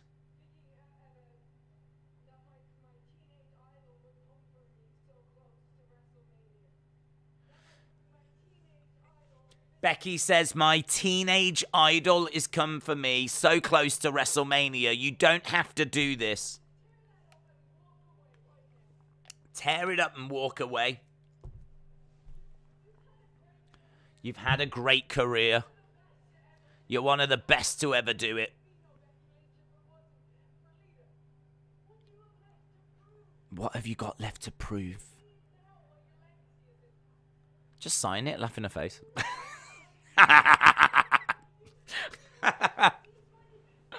That's what I would do. Signed it now.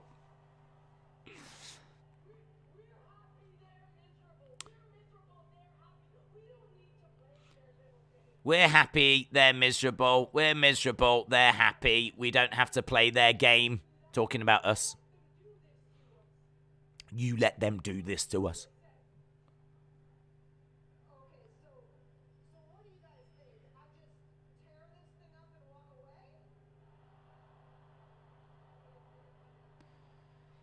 So Lita's like, what do you lot think? Shall I tear this up and walk away? No. Raw's been an hour and no adverts. It's better, says Brent.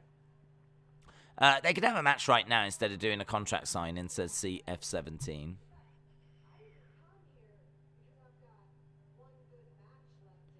I didn't come here because I've only got one good match. I've got a whole damn run left. A championship run.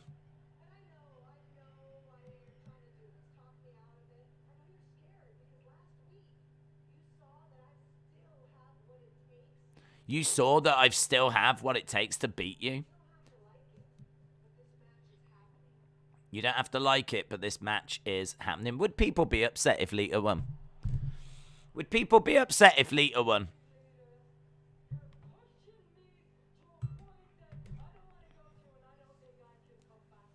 You're pushing me to a point that I don't want to go to, and I don't think I can come back from.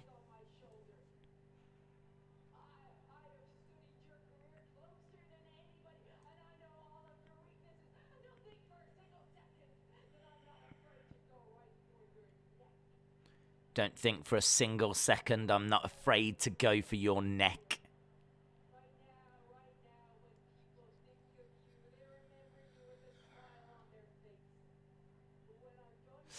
Her makeup is caked to hide her age. It looks bad, says Jeremy.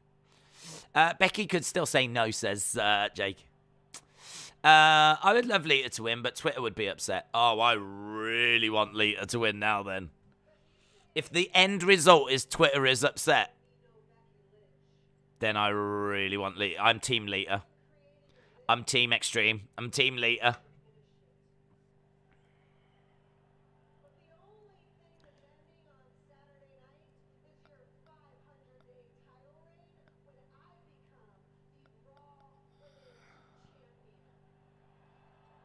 The only thing that ends on Saturday night is your 500-day title reign.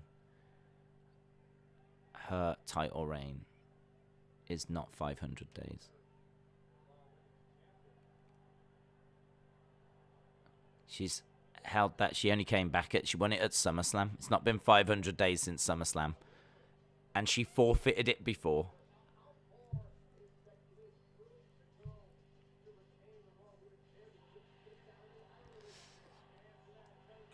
It's great people have forgotten Lita's character in her last full-time appearance. 500. Yeah. They're probably not counting when she forfeited. I mean, that's not how it works, to be honest.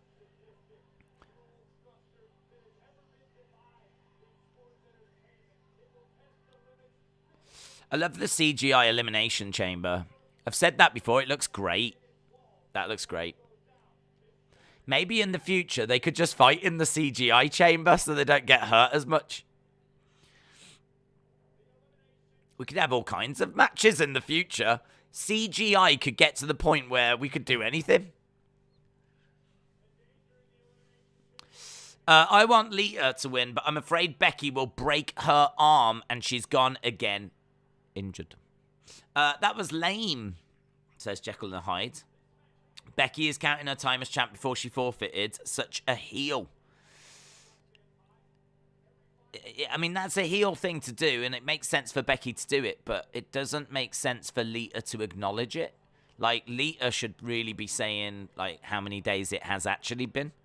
And Becky can be saying 500. Lita can be saying, you mean 120? Or however long it's been. It was actually Lita that said the 500-day title reign. Becky is not leaving again after Mania. I don't believe so. Tyson Fury calls himself the lineal champion, so not necessarily that odds. Tyson Fury calls himself the lineal champion. Well, he can call himself that, and Becky can say she's got 500 days. It doesn't mean that it's actually recognized. I don't really care what Tyson calls himself. I don't really care what Becky says. I just found that noteworthy that Lita seemingly acknowledged it, which to me says that WWE acknowledge it. And that's not how it works. We don't want this. We want matches, says CF17. Austin said Bray won his first WWE title at Elimination Chamber. Sonny said, have you ever had iced coffee? It tastes strange first time. Taste of coffee is greatness. I have had iced coffee, yeah. It's nice. I can't stand iced tea. I can't stand it. But iced coffee is lovely. Here comes Rhea Ripley. Here comes Rippers. Jilly said Lita has signed a 1-year deal. Let's go, Rhea. Let's go, Rhea Ripley. Ripley making her way down. I don't know who she's facing. Are we done with her and Nikki ASH? I feel like we might be. Rhea Ripley. I like Rhea Ripley. I like the fact she's away from Nikki ASH as well. That never really worked for me, that pairing. But it was just, gave us something to do, like, whilst they focused on other people. But hopefully we're getting closer towards her being in the mix. They're saying it could be a long night for the Nightmare. Who's she facing? Rhea versus Via. Oh, my God. That'd be brilliant. Rhea versus Via.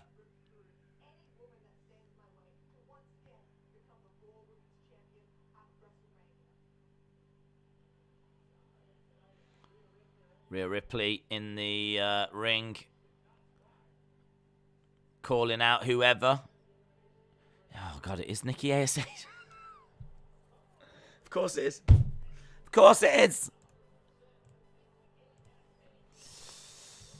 I don't mind Nikki ASH. I just thought we'd moved on from this. Asuka got done so bad her undefeated streak going was pointless, says James. Here is Nikki.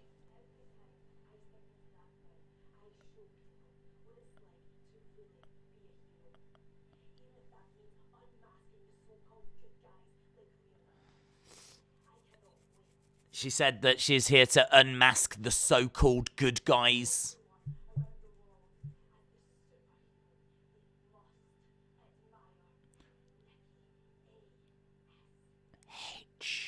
I'm the superhero they must admire. Nikki ASH. So, Nikki is here. Wrestling with Andy. Hello, hello. I'm waiting for the Happy Warrior to interrupt this segment and make her debut. Could you imagine Roxanne Modafferi making her way down? That'd be pretty cool. I would pop seriously hard. For those wondering, who is that? Don't worry about it. It's not happening. It's a UFC fighter that's retired, and she's a bit of a veteran, a bit of a legend. But I don't think she's. I don't even know. I've never heard her talk about WWE. And she's certainly not the kind of woman that Vince would be looking to bring in. But nothing but love for the Happy Warrior. This is a gauntlet match. Oh, is it a gauntlet match? What, with everyone that's in the chamber? Makes sense. James said, gauntlet match. So does the mystery entrant come out at the end? Suppose they've got to, haven't they? So, yeah. Be a bit weird if it's... Be a bit weird if they don't. I suppose they don't have to. I suppose it could be a 5-person gauntlet match.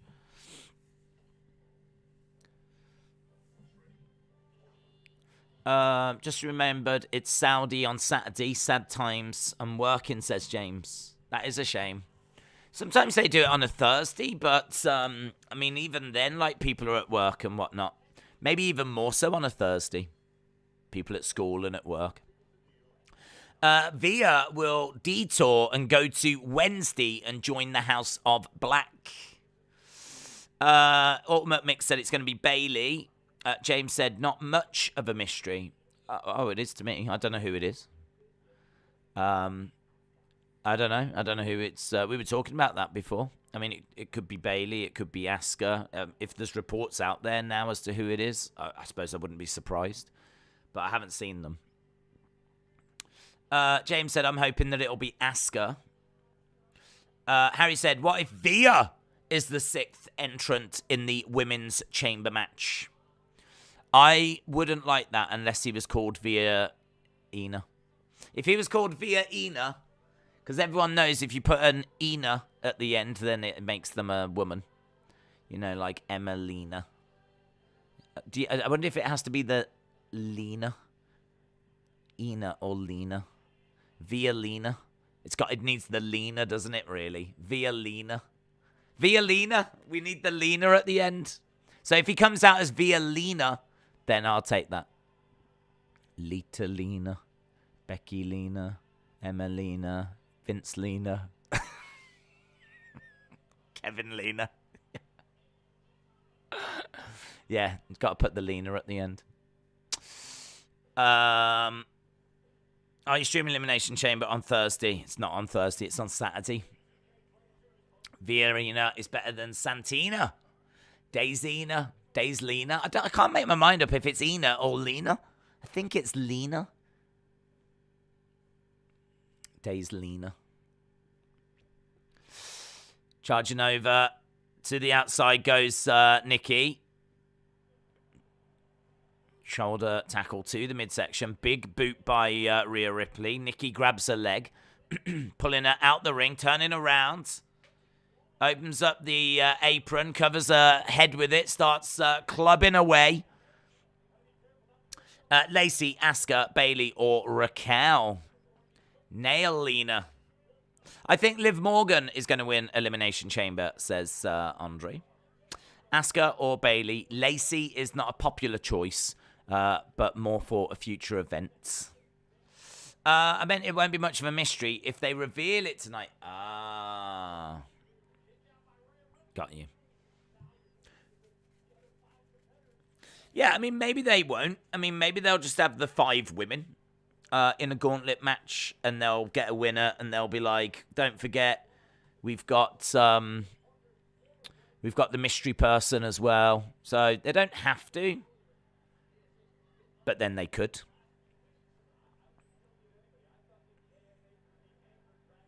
So Nikki and Rhea going at it to start off this gauntlet match. Liv might win the title at Mania. I forgot about Liv. The Becky Lita segment was great like last week, but I think Becky missed the throw. I hope it's either Asuka or Bayley. Winner of the gauntlet will enter the chamber last. Oh, okay, well, at least this match means something. That's good. My only question, though, is how, and I've always wondered this, how do they decide the order of the gauntlet? Is it just randomly drawn like the Rumble? I'd imagine it's something like that. Because it's a massive disadvantage if you go first.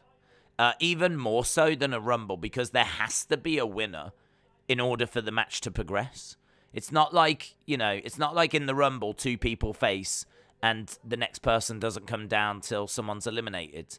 Like, someone is just coming. So you could hide in the corner.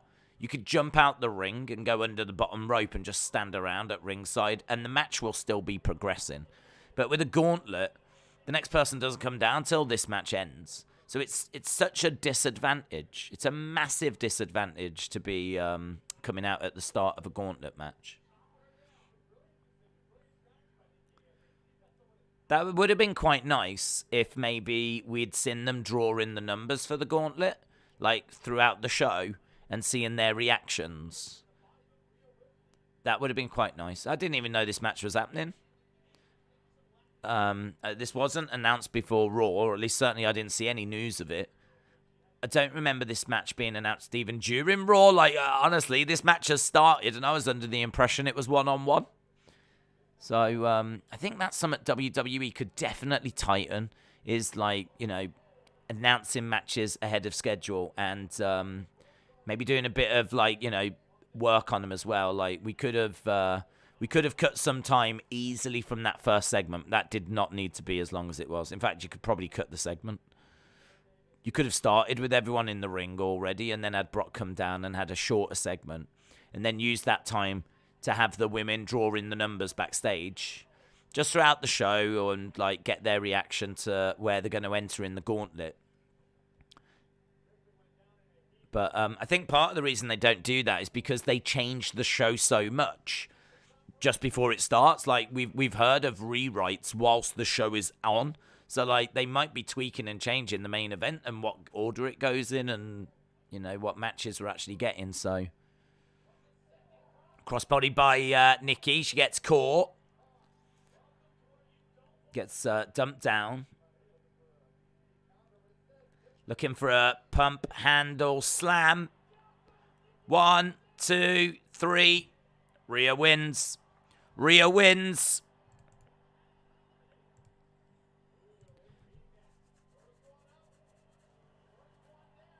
Right.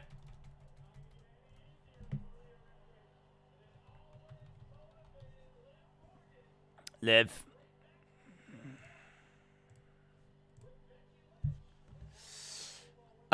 It's not going to be a match. Maybe at Elimination Chamber. There could be a special person come in for a chance at the championship. An hour gauntlet match would have been better than promos.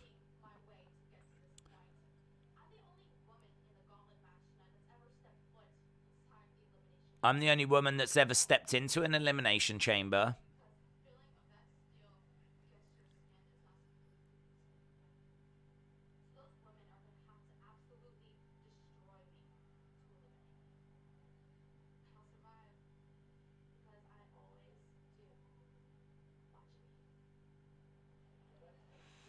I'll survive because I always do. Watch me. Her taped promos are better.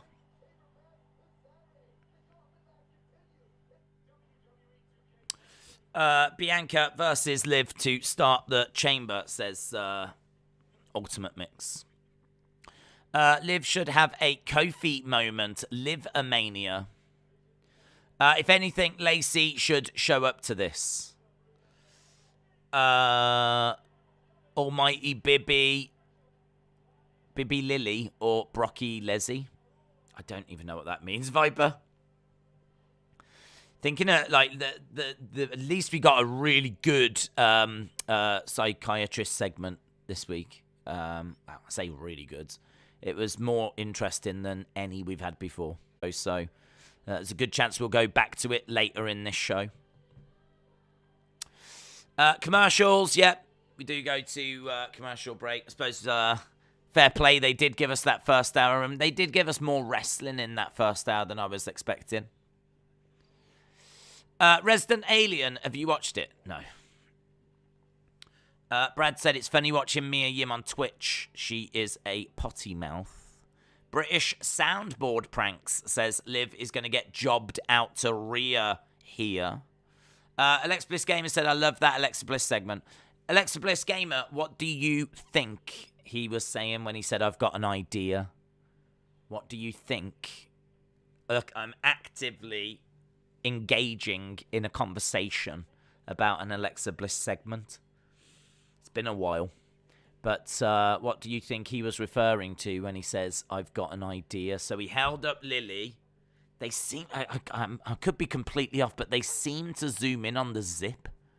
They seem to zoom in on the zip. Are we going to go back and he's going to have made a costume? And he's going to be sat there in a giant Lily costume or something? Why did they seemingly zoom in on the zip? It says to me that he's going to unzip it and put in the stuff in from the old doll. Or because it's a zip and you could put something, anything in it, could he make one and put himself in it? I just don't know. I'm tying myself in knots trying to figure out what is going on about.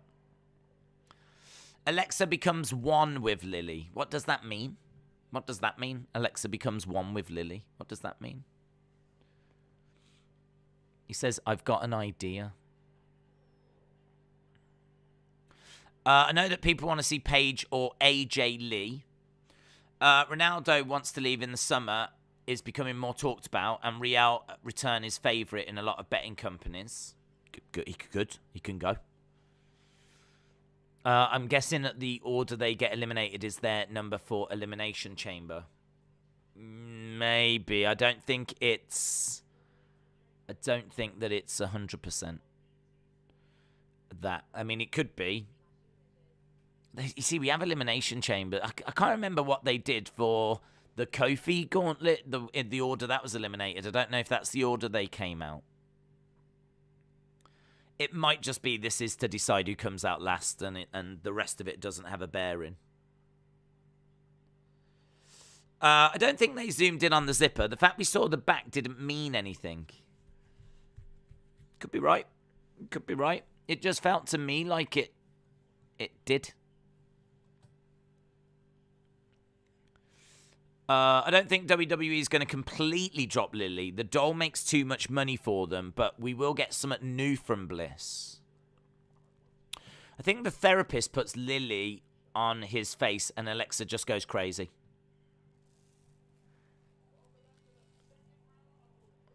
Well, let's see. Alexa or reply win. Alexa or reply win. Alexa's psychotherapy sessions looks like a part of a porno that I used to fast forward past.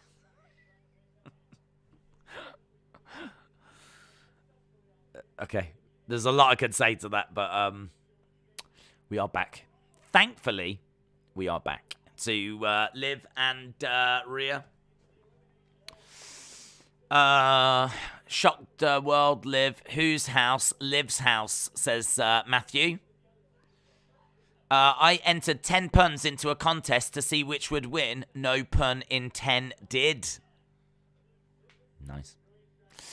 Taboy said this Liv gear. Yeah.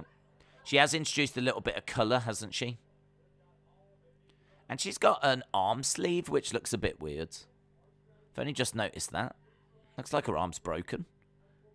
She's got like a white arm sleeve that's got like writing on it.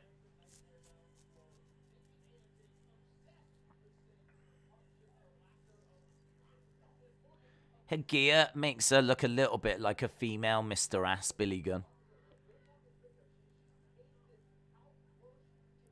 Why does Liv never seem to get any better, says Justin. I think she has. I think she makes like slow improvements, gradual improvements. I think if you compare her to where she was at the start, she's a lot better now. She gets driven back into the corner. Liv goes down. Liv charges over, almost, well, I think does hit into the turnbuckle. She's up on the shoulders of Rhea Ripley. Rhea Ripley hurls her down, rolls her over. 1, 2, kick out by Liv. Big return happening tonight, or Elimination Chamber for Bayley. Well, I mean, if it is... I don't know. It's 50-50, innit? I mean, they could save the surprise. I think there's enough there to get people to tune in where you don't need to reveal it. But this is a gauntlet match, and it's to decide who enters last. So you'd have to think the mystery person will be involved. If the prize is that you get to enter last, then surely we find out tonight. Otherwise, that mystery person will have lost the opportunity to enter last.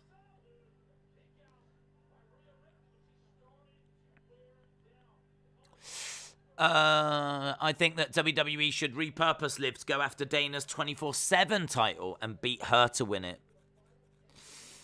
Greg the Hammer Valentine's Day. Yes. Sean Rossap has tweeted, what? And then tweeted, man, there's no way, with no context. I think something bad or major happening, whether it's Raw or not Raw. Probably not Raw. Shane to AEW? What? Wrestling journalist is being cryptic? No. Come on. No, they wouldn't do that. Lovely clover leaf applied by Rhea.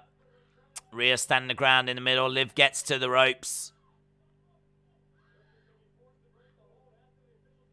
Goes down. Rhea into the corner. Screen momentarily goes black as Liv charges over onto the shoulders of Rhea. So, back elbows. Liv is battling away. Lands on her feet. Oh, big kick. Pambando's going to finish her off. Riptide. 1, 2, 3. Rhea Ripley wins. Monster story coming to Fightful, says Cal. Monster story coming to Fightful.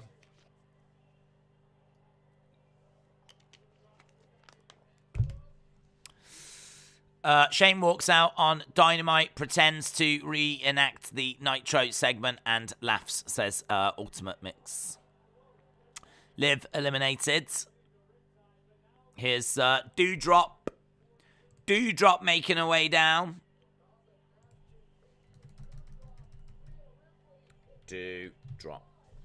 I must admit, I mean, as go homes go, this hasn't been bad. It's not been that bad. The Alexa segment was decent. AJ versus Damian Priest. We didn't have any adverts for it. It was short, but you could have short matches. Little sloppy on the finish, but it was all right. Opening segment was atrocious, but Brock came out and saved it. And when the Brock bits were good. And you can't really argue with a gauntlet match, especially a gauntlet match that means something. If this was just a gauntlet match and it was just like for momentum, I wouldn't be into it. But the fact that there is a prize, and a prize that would genuinely give the winner an advantage, I think is great. That's great. So I'm quite high on that as well. I suppose what we... I know it's a few minutes before, but... we might as well do halftime scores now. So, get them in. Get in your halftime scores. What do you think of the show so far? Might as well do it now because it's only about 3 minutes till that point anyway. So, the next break will be after. So, yeah, we'll do them now. Halftime scores. I think Alexa is the 6th woman, says Matthew.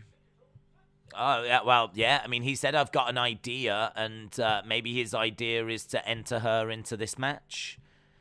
So maybe. Harley said, I wonder what the monster story is. WrestleVotes tweeted, if what I'm hearing is true.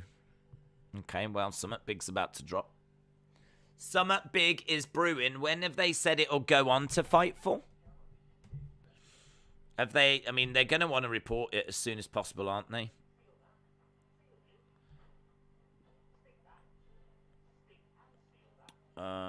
Sean Ross Sapp. Let's have a look. I've got a monster story coming in minutes. In minutes. So, we'll find out. 5.187, 777, 6.5, 7, 6.5, 5.5, 6.5, 10, 5. Bret Hart is going to be Vince's boss. The story's just coming through. It turns out Vince McMahon never existed. He's actually always been a robot. He was built in the 1980s. This is amazing. He was built in the 1980s by the Khan family, and apparently he is set to expire at some point this year. Vince McMahon is a robot, an obsolete robot that's about to fail. And AEW are then going to make their move. It's all been planned. They've been playing the long game. Wow. That is a monster story. That is a monster story. What if on Fightful Select, he just tells the story in the history of the Loch Ness Monster? Because technically, that would be a monster story about a monster that is very famous. Very, very famous. Liv is rubbish. Vince has sold WWE. He's sold WWE to Ryan's Toy Show. Ryan's Toy Show. He sold it to Ryan. He sold it to a little old lady for $1, and she's going to run it now. I was watching a live stream outside the Super Bowl last night, and Sasha Banks and Bayley walked by the person streaming. I was watching a live stream that was outside the Super Bowl. Sasha Banks and Bayley walked past the person streaming. Long-term booking. Yeah, I can't believe it. Can't believe it. They had AEW planned all the way back in the 80s. They knew if they started a promotion at this time, Vince would expire. You know, apparently his microchips and everything are just, you know, obviously obsolete now. He has to charge himself up every night.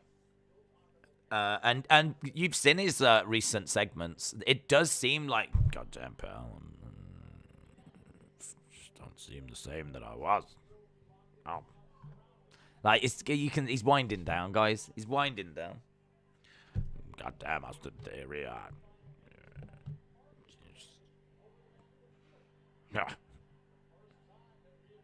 Go win or you're fired. What? It's all there, guys. Open your eyes, people. This is what's happening. Fightful has learned that WWE made an overture to get Stone Cold for a WrestleMania match. That's it. They tried to get Stone Cold to do a WrestleMania match. It says, that's it. It doesn't say, what? It doesn't say he's wrestling at WrestleMania, though. Has learned they've made an overture to get Stone Cold a match for WrestleMania, but it doesn't say that it's happening or it's been accepted.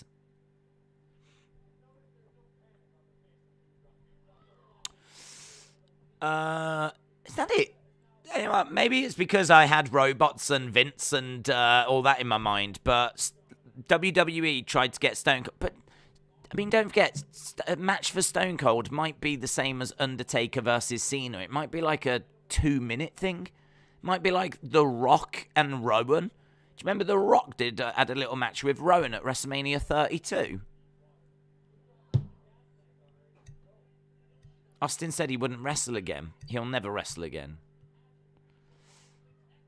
That is underwhelming. I think that's underwhelming. There's nothing unless you've got unless he's having a match and it's against AJ and it's going to be somewhat considerable. I would agree that then okay, that's a story.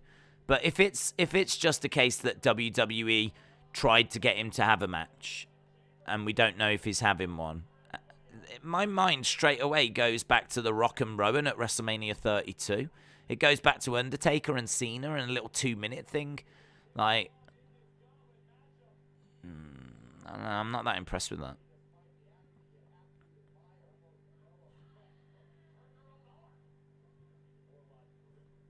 Just looking to see if there's any more info. Has anyone read that report? I feel like Stone Cold had the perfect retirement, and if one of the only ever to stay retired. Did the AJ versus Priest match happen already? It did, yes. It did. Cal said the article says different. What does the article say, Cal?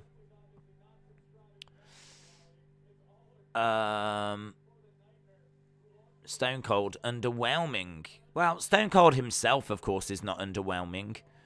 But if the big story, the monster story, is that WWE tried to get him to have a match at WrestleMania, my questions would be,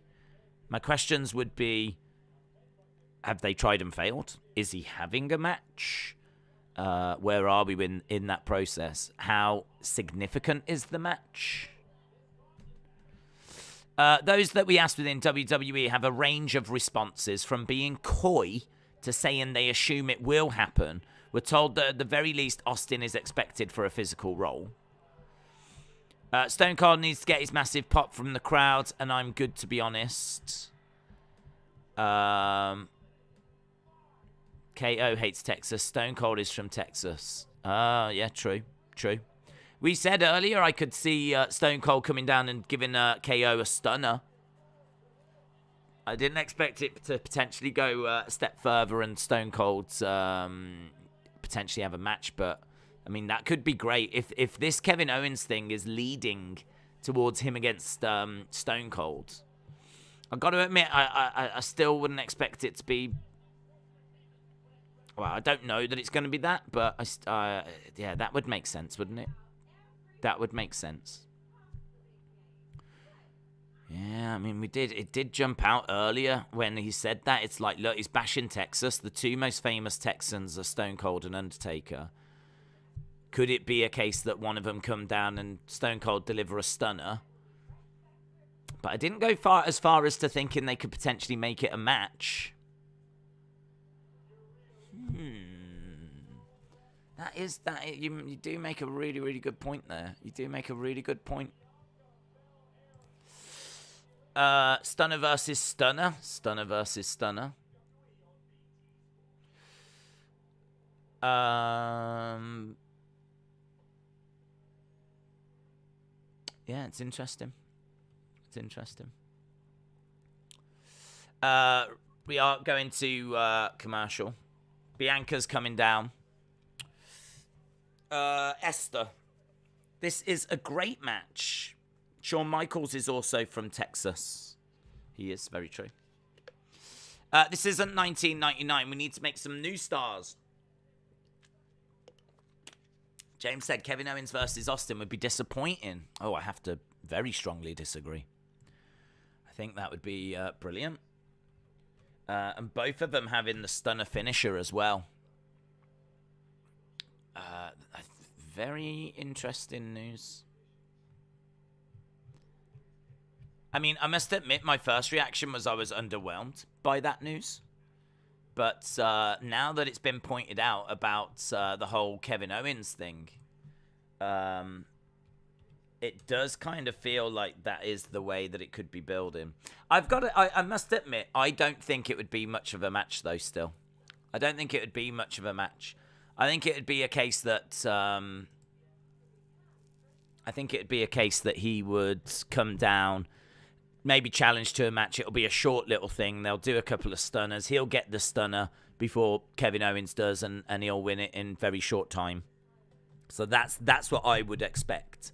But I think I completely agree Kevin Owens as the opponent. I completely agree with that.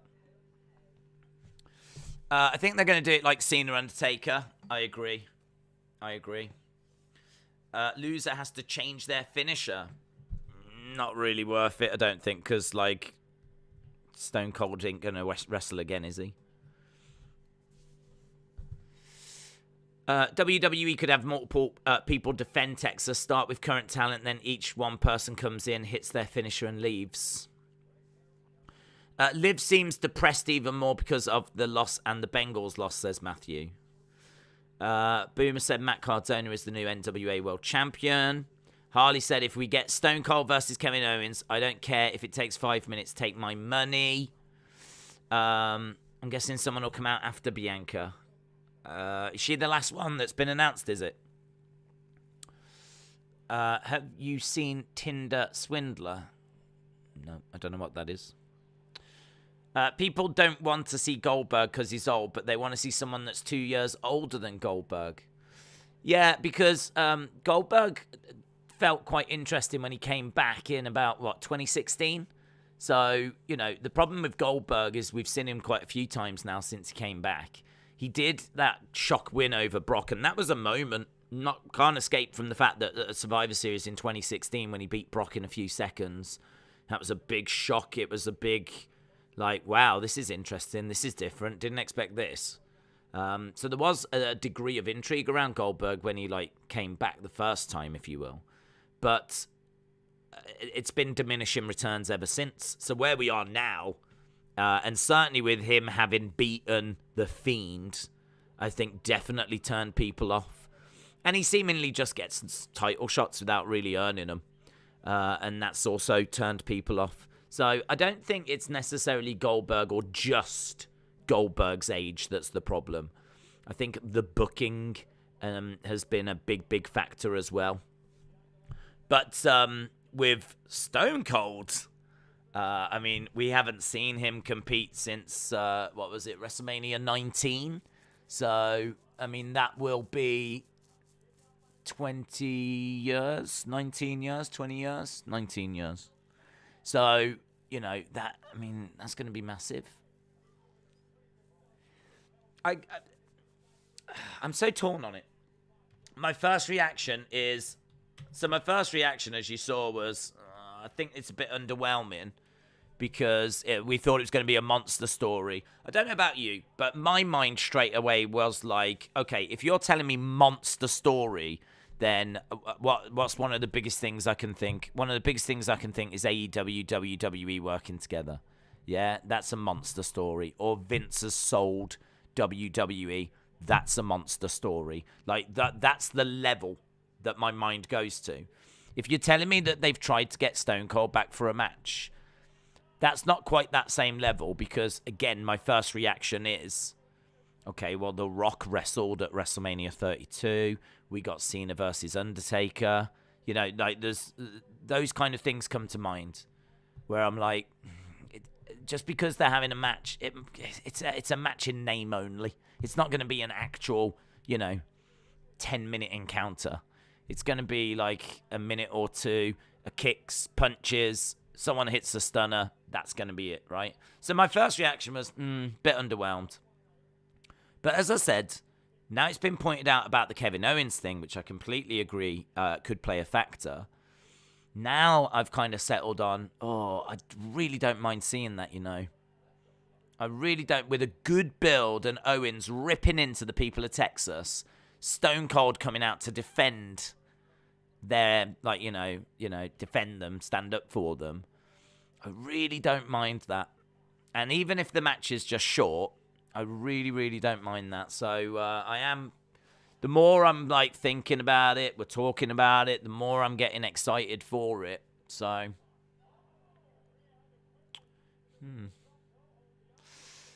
Brian Alvarez just said Stone Cold Kevin Owens has been discussed. Again, have to stress, I really don't think that it's going to be anything long. Really think that it will be a short little thing, but yeah, I've got to say, Kevin Owens, that's a match that would excite me. Kevin Owens, and they've both got the stunners, so they've got that connection. Owens is ripping into Texas. Yeah. Goldberg can't be in the ring for more than 5, maybe 10 minutes, says Connor. Brian Alvarez confirmed they're in discussions for Austin Owens. Yeah. I would rather have JBL versus Owens. There's no denying that Stone Cold's a bigger star. Arguably the biggest to ever be in WWE. We're in Texas. I think we knew that he was going to be at the show. He's been, I expected him to be the host, to be honest. I thought he would be the host of WrestleMania, and I expected someone to get stunned. So that was what I expected for Stone Cold. But, yeah, this is big news. It is big news. Owens versus Rollins, WrestleMania 36 rematch at WrestleMania 38. KO doesn't always get booked right, but they do give him some good WrestleMania moments. Days, what makes Liv Morgan take L's? She's going to keep taking L's this side of WrestleMania, I'm sure of it. So, what makes her take L's is the fact that she's not in there thinking for a title match at the moment. So, if you're not in the title picture, then you're going to be taking L's against those that are. So, that's what makes her takes L's at the moment. If there was maybe a mid-card belt she could go after, that's why maybe if she went after the tag titles, it could be she could avoid L's. Or if there was a mid-card belt, she might be able to avoid some L's. But, yeah, I mean, she would be great, actually, if there was a women's intercontinental. That would be the perfect way to use Liv at the moment. Just put that belt on her. That would keep her on the show each week. She could show that she can wrestle. She could pick up wins against other women. And Liv as like the women's intercontinental or women's United States would be really good. But that belt doesn't exist. So, is it a Stone Cold Stunner or a Diamond Cutter? Who did the move first, or was it someone else? I think that move has been around for a while, to be honest. I don't think Diamond Dallas Page invented the Diamond Cutter.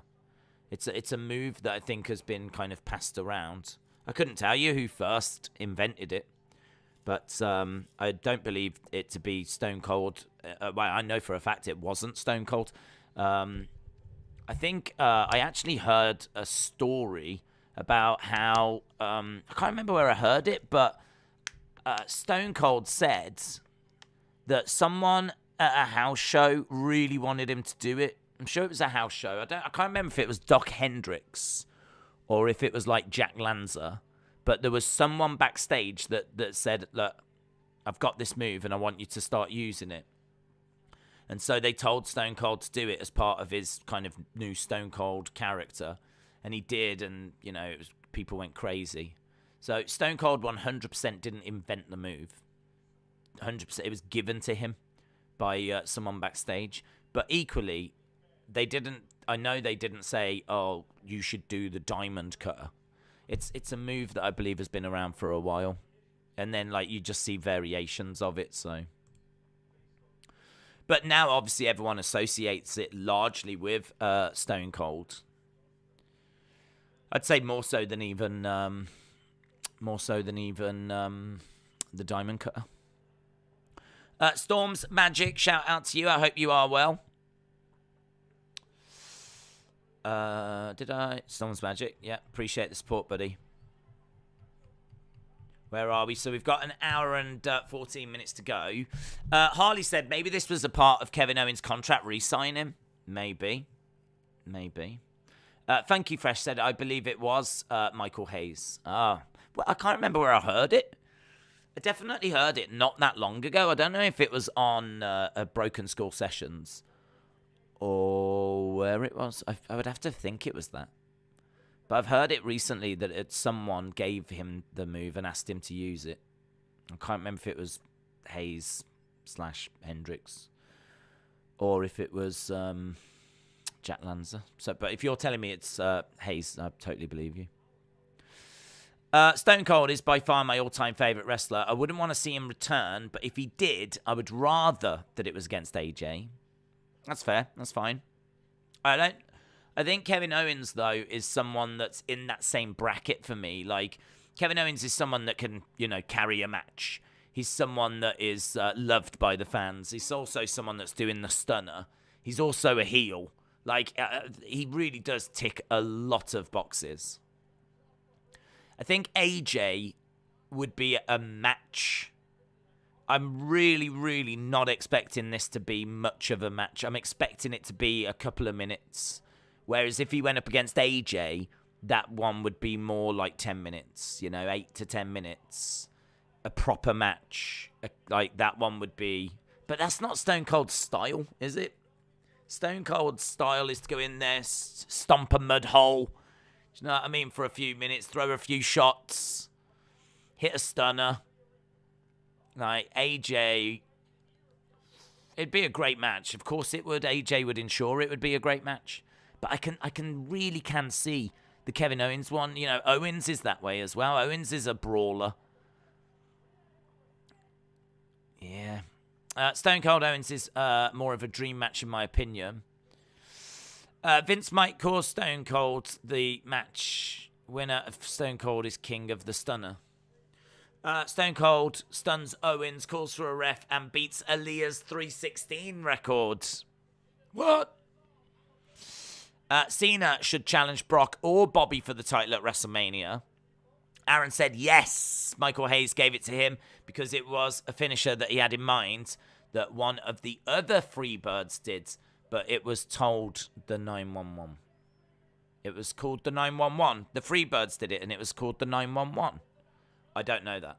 If that's true, that's news to me. That's very interesting. I love that. So it goes all the way back to the Freebirds doing it. I've never watched much Freebirds because that's more obviously like world class championship wrestling, territory wrestling. That's really interesting. That's why it's always worth watching like Broken Skulls, listening to the podcasts, just picking up these little nuggets. Johnny Ace was the first to do the cutter, and it was called the Ace Cutter, says Jekyll and Hyde. Primo said, I know Liv's time will come, but WWE does sure make her feel like a doormat. When you're used in that role, it's a lot harder to get out of that funk. LDTV, hello. It says, has me at hello, loves me, says kids. My heart goes to all the listeners. Shout out to the community. Rhea is wrestling with her top more than Bianca. Need to fix that. 1, 2. Can I just say this Kevin Owens news has really taken me out of this match, and it's a real shame because Bianca versus Rhea Ripley is a real dream match, to be honest. Like, I know they have faced before, but these two are, dare I say, the future. Both young female superstars, both with great wrestling ability, great identities. I mean, this could be one of the great rivalries. This could be the Lita Trish of this generation, Bianca and Rhea. Bianca wins. Bianca beats Rhea Ripley, which is the right call because and the surprise does not reveal itself. So Bianca enters last. The mystery woman is not here. Bianca helps Rhea Ripley up to her feet. Rhea Ripley wrestled that whole gauntlet. I mean, that is moody, isn't it? That's a little bit moody because Rhea Ripley just did that whole gauntlet and comes out with nothing at the end.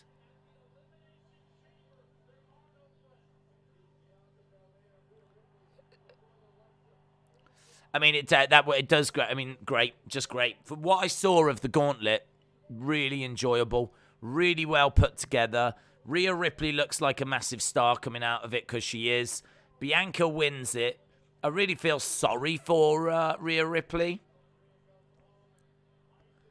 The only problem with the gauntlet is that Bianca's celebrating, but the crowd must be feeling a little bit like, what, girl, what have you done there? I mean, you've come in and beaten someone that was shattered.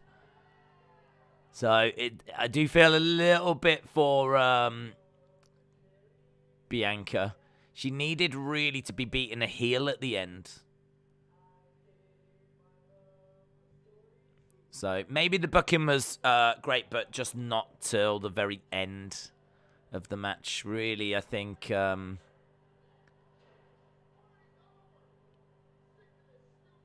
heel needed to beat Rhea and then Bianca come down. Right, we were backstage just looking at the Broga party. And Alpha Academy have interrupted. Rhea should enter second last. She's earned it. Yes. I just realised Elimination Chamber is on Saturday. Yes. Who was Sonya's old tag partner? Could she be the one for Elimination Chamber? It was Mandy Rose, and but she's the women's champion down in NXT. So they could. I mean, they could, but they don't want to. Seemingly, they don't want to mix them together like NXT and the main roster. Here's the Mysterios.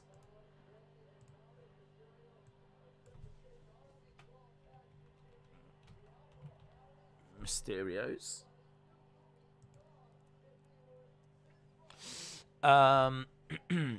You've still got it. Chance will start before Austin's match will even start. They could have broken the guitar over that clown. Not as confident Belair will win the chamber after giving her the win tonight, says British Soundboard Pranks. Mysterio's making their way down. Hook fears Dominic. Hook fears Dominic. Totes. Hook fears Dominic. Tony said it could be Paige. Zoom Station said someone had to do it. Right, we are going to commercial break. Creative changed their mind, but they could still have Dominic turn on Ray. Totally forgot that Alpha Academy are currently the tag champs. Happy they're saving that surprise for Elimination Chamber. Must be big. Here we go with Dominic. Dominic coming up next. Yeah, good. Really good. I mean, I am amongst the first to criticize if something's rubbish, but apart from, as we said, you know, maybe Bianca needed to beat a heel at the end. But then we would have been robbed what we did get of Rhea and Bianca, which was a really good encounter. But I do just get the feeling it's hard to kind of celebrate Bianca there because she's literally come in last and beaten up a shattered Rhea Ripley. It's hard to go, you know, well done. You know, it's Rhea Ripley that comes out looking like $1 million there. Are you excited for Elimination Chamber? I'm looking forward to it. I don't know how excited I am. You know, we've just got a lot that's going on. There's a lot happening, so I mean, it'll be decent, but it's a stepping stone to WrestleMania. It doesn't hit me the same as the Rumble. Let's put it that way, and it doesn't hit me the same as WrestleMania. It's a stepping stone. I think like there's one match really at the moment that I'm not sure who wins, and that's the women's. Well, the women's I think is Bianca. But, you know, they could go with someone different. The men's is the one.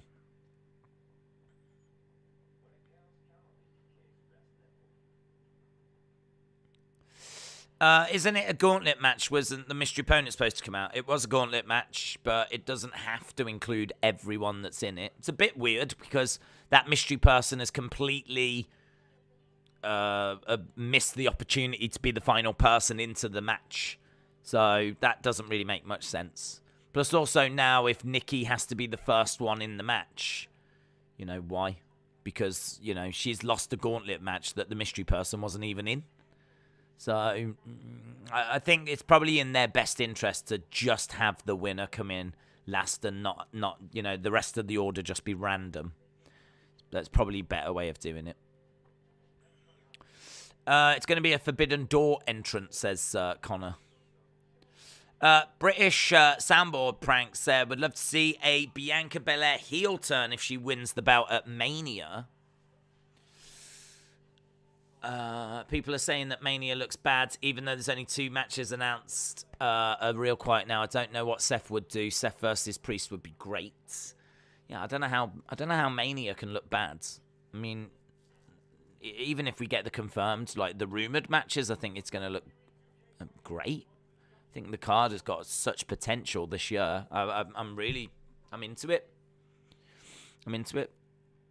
I want the mystery person to be Asuka or Paige, says LD Cool. You can't break up the Mysterios. Who would give Ray a piggyback to the ring? Tony said the mystery person will be Tessa. Won't be Tessa. Tessa's in Women of Wrestling. WWE had plenty of opportunity to get Tessa if they wanted her. Apparently she's difficult to work with.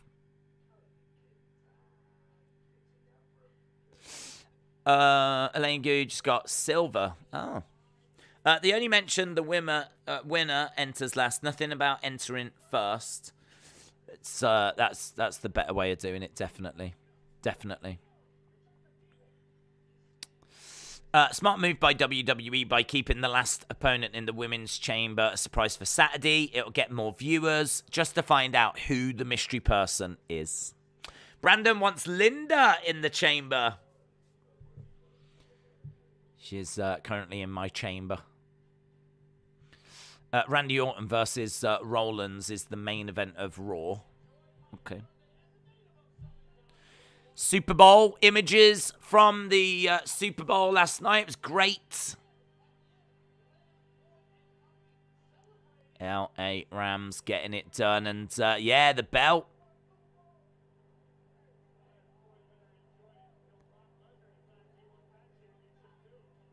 Yeah, they gave him that belt, and it was shown in the background, in all fairness.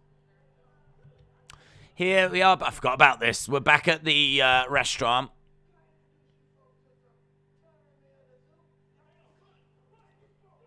There's Tamina, swing, miss, forearm strike. Tozawa gets thrown into Tamina.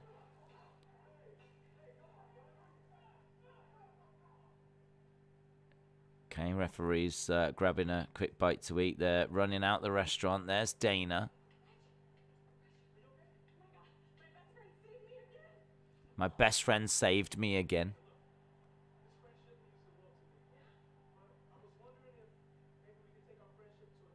He wants to take the...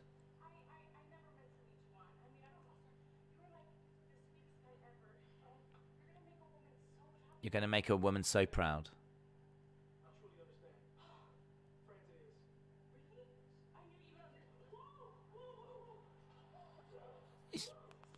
One, two, three. Reggie pins to me. Dana.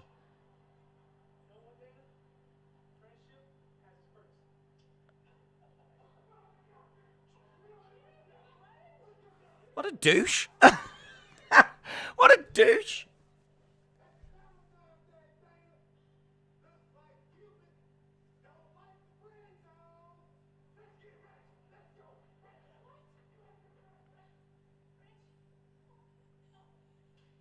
His shoes come off as well. And she's got to pay the bill. Oh, my God. I hate guys. Oh, God, guys suck, man. If you're a guy out there, you're awful. That is not how you treat women. Telling you. I've read the rule book. Rule number 1. Don't take them for dinner and then pin them on the floor of the restaurant. It's rule number 1. Unbelievable. Betrayal. I wanted a proper love triangle or something. That was class. I must admit, it was one of the funnier ones they've done. Oh, it's rude, though. What I don't understand is he went and pinned her, and the referee wasn't even around. There was no referee around. Like, what was his plan? He rolled her and pinned her just by chance. There was a referee that was like, turned the corner and started running up and then started counting. Unbelievable. That is no way to treat Miss Piggy. Don't call her that. I love Dana. I love Dana. She works hard, man. And she has been on the roster a long time. She's been around for a long time. And you want to talk about Liv not getting opportunities? Let me introduce you to Dana Brooke, who, came through NXT, has put the work in, has tried to have matches. She's not just like someone that just relies on her looks. I like Dana. I like someone that puts that work in. And she's done that. It's not over. Don't think this is over. Dana will be back. Dana never defended the title. She defended it every week. She defended it every day. It's 24/7. Constantly defending it. Ron said, all you ladies in the chat better learn from this. What are they meant to learn? What are they meant to learn? Yeah, all you ladies, you better learn from this. If you do find yourself being 24/7 champion and someone hits on you, you better just accept it. Otherwise, you're losing that belt. Someone's got a sign. The one side says boo. The other side says applause. It's a fun sign. I like the boo side.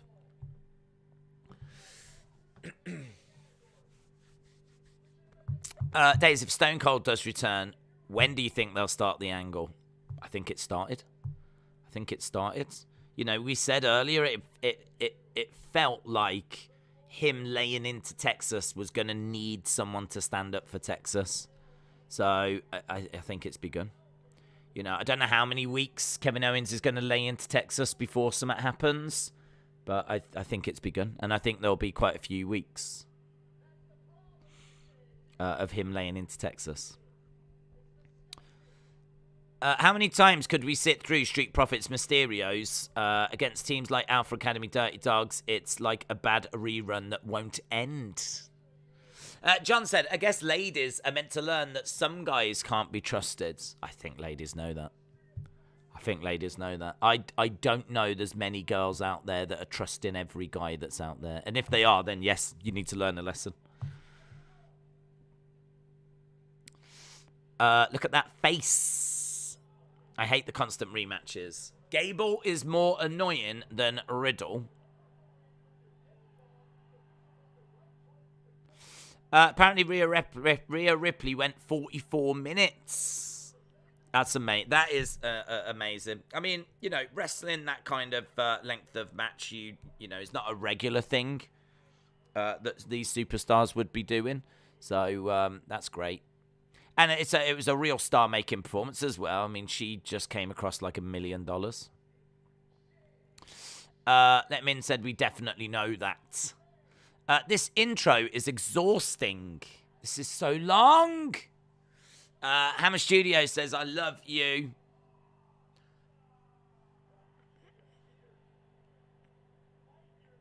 I was going to say I love Dana.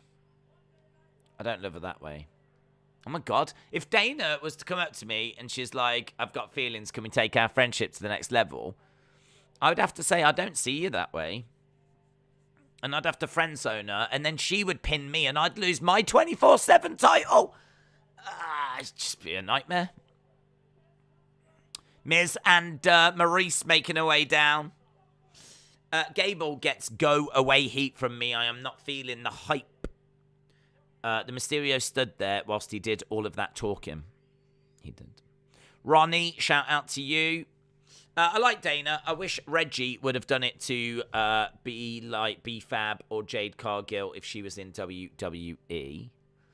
I mean, don't get me wrong. Dana is not someone that is going to be the top of the company. She's not someone that's going to be the women's champion. But do you know what? We don't need more of those women. We need women that can do different roles. Women that can put those women over. Women that can have good matches. Can carry the ball when asked to, could be put in a tag team. Like with Dana, you could put Dana in a tag team. She could go after the tag belts. She could job for the bigger women, you know, like your Charlottes, your Sashas, your Baileys. You know, she can put those women over. She's someone that you can give a little comedy thing to, and she can, you know, entertain and do a little thing. Like, it's all good, man. It's good. She's really found a little place on the roster for herself. You would job to the ladies. I always job to the ladies. Days would never reject Dana. I would, mate. You watch me. She's also in a relationship with an absolute killer. So you need to be very careful around Dana. You need to watch what you're saying about Dana, because her partner could kill us all. Dana Brooke is the Dolph Ziggler of the women's division, a trusted worker. Is the women's chamber for the title? No, it's to decide, I believe, who's going to be facing Becky or Lita. I think Kevin Owens will get Booker T. He's still in excellent shape. This is the part where Raw goes down. WrestleMania matches in stadiums have shorter entrances. What does he look like? We showed a picture of him the other day. We were saying, like, he could come into WWE. I think someone pointed out he is maybe not got the height.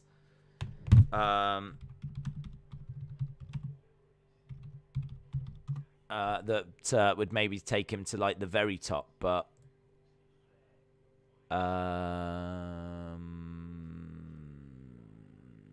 find a picture. He's called Ulysses Diaz. That's his name, Ulysses Diaz. And he is a boxer. Got a picture of Ulysses. If I knew where it downloaded. Pictures. Is it in here? I always do this. I always download images and I never know where they go. The bane of my life. I've got about 20 folders that they could go into.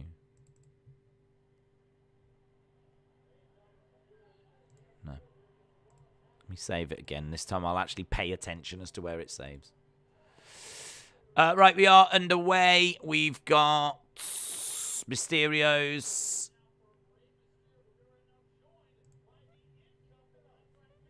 The file type was not quite right. That's a shame.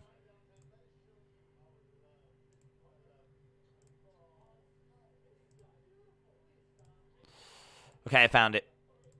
We got Miz and Maurice just at ringside. That's him. He is jacked. He's got a really good. He's a boxer, so he's got a really good size to him. Covered in tattoos as well, and as you said, you know, he's a professional boxer. So that's who. That's Dana with her fiance. Legit, as we said, he's a boxer. He's called Ulysses. He gets extra points for the name. Right, Mysterios against Alpha Academy. We've got 48 minutes to go.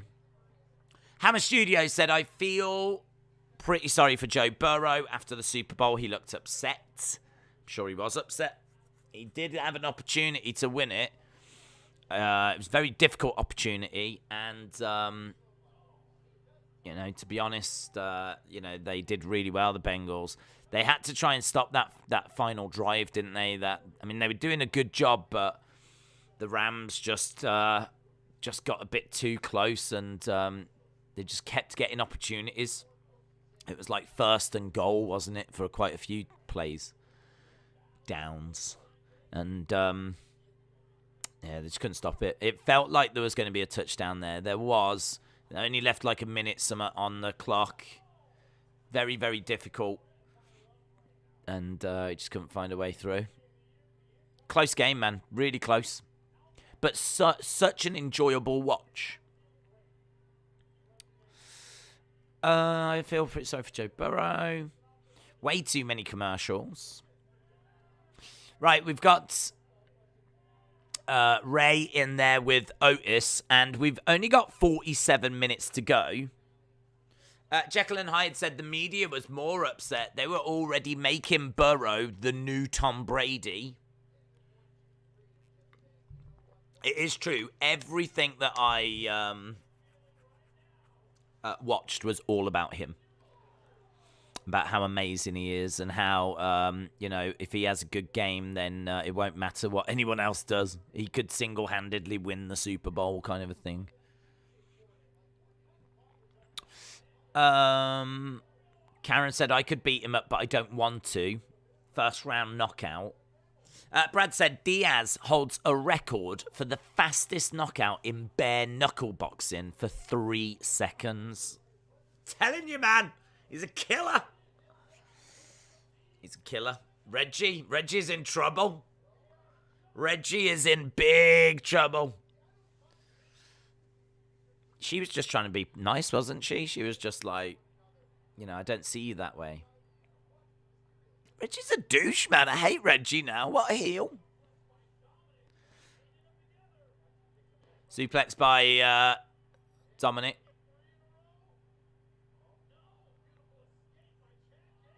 Gable with a German kick out.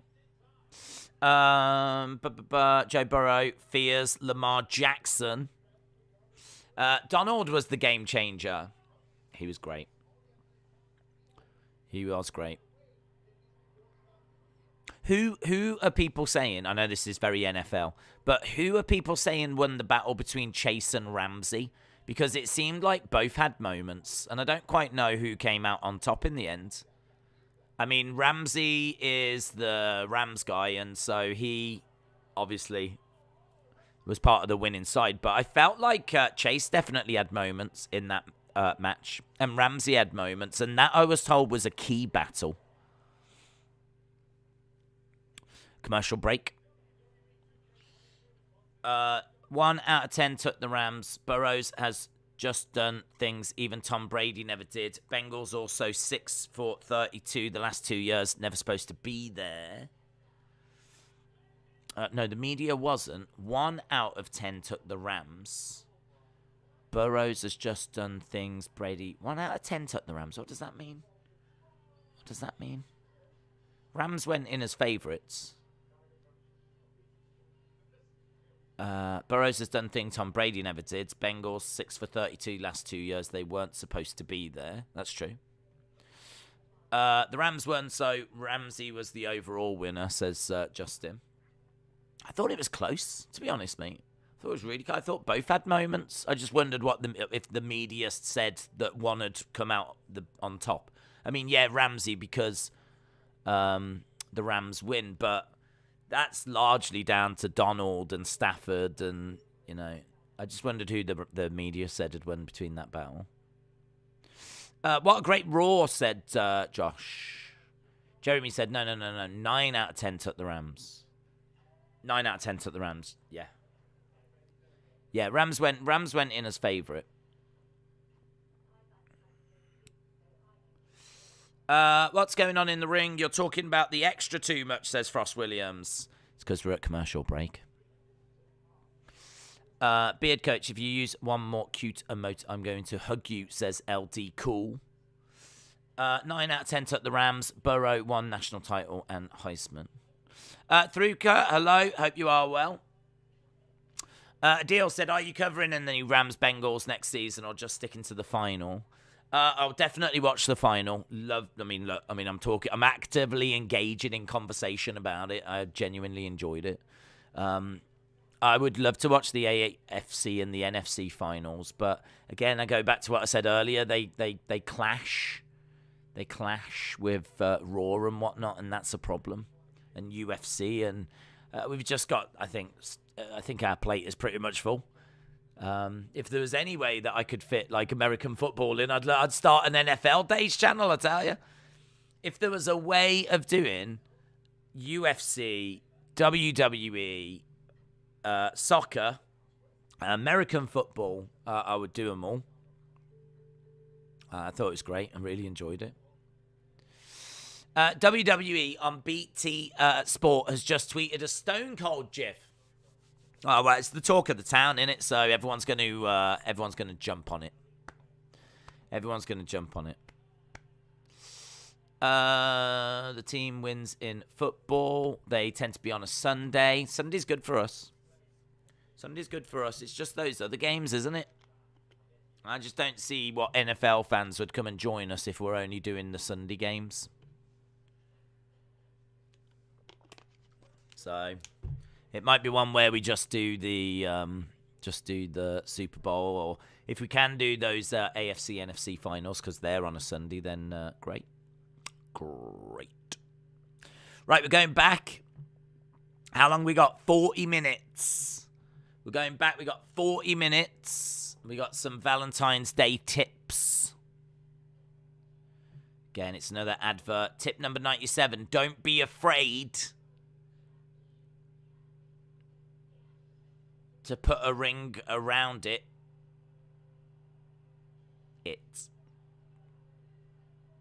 Don't be afraid to put a ring around it.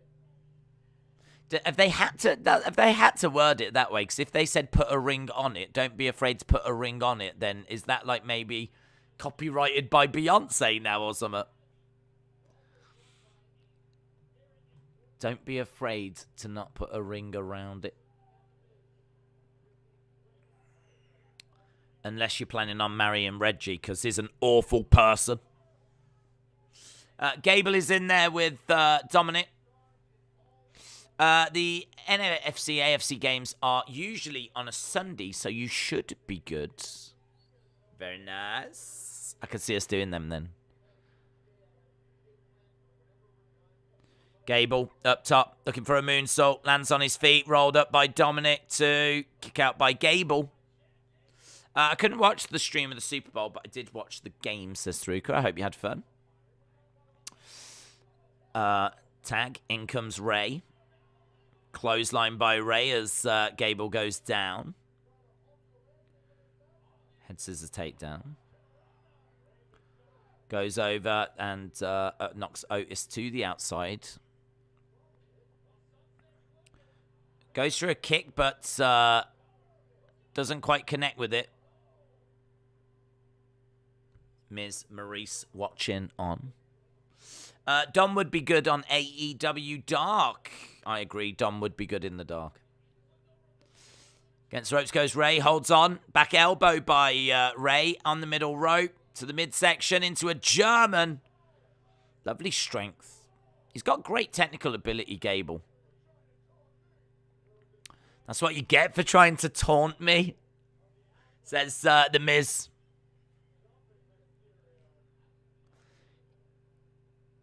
Gable has got Ray on his shoulders. Goes down up, looking for a bulldog. Ray rolls him over to... And Otis makes the save. Otis picking up Dominic. Otis gets pushed into the corner. Flops to the outside. Enzguri against the ropes. Tags in Dominic. It's going to be a double 619. Double 619 by Ray and Dominic. Miz jumps up. He gets kicked back down by Dominic. Seated senton by Ray. Crossbody. roll through by Gable. Wow. There we go. The Mysterios managed to snatch defeat from the jaws of victory. Do you think Vince is kicking himself knowing that he gave AEW that talent? No. Vince will have known that they would go there. Dominic gets thrown over the top. Miz looking for a skull crushing. Boom! Gets it. Skull crushing on Rey Mysterio. Miz and Maurice standing tall. What's this going to lead to? Is this leading to Miz and Maurice versus the Mysterios? Like, where are we going? What are we doing? What are we doing here, guys? What are we even doing here? Happy Baby Archer's Day. My wife says that I conversate with you and the listeners more than her, the friends and the family. I said that was okay. Shout out to you, LDTV. I thought you said a double 69. That's just not PG. No, it's not PG. Maurice with a kiss.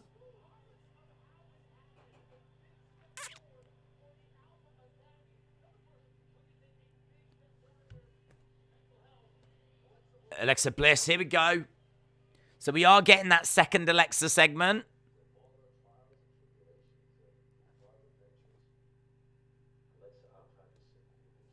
You've been cured? As cured as you're going to be?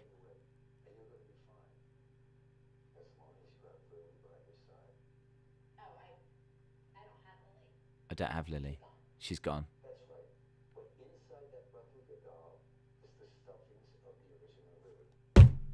Called it.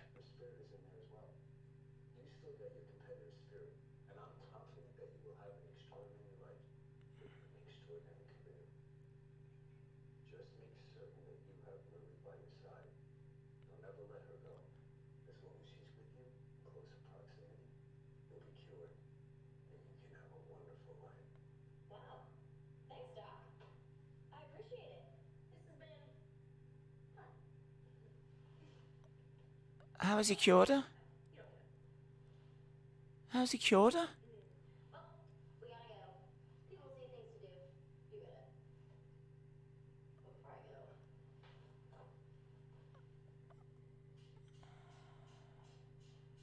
I always want to do that. I get it. You hear that, Lily? Apparently I'm cured. Let's go. Hey, isn't there one open entry in the Nation Chamber match?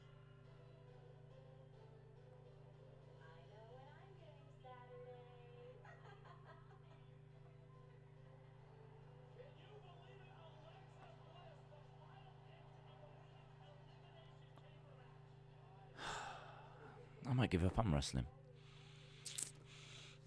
I might give it up. I could start a farming channel or something instead. If I started a farming channel, then I might be able to get Brock on. Because he went on that Butcher's channel. You know, the bearded butcher thing. Quite nice to meet Brock. Maybe I could do a special on, like, how to plant seeds. Seed planting. What they don't want you to know. That's going to be one of my future videos.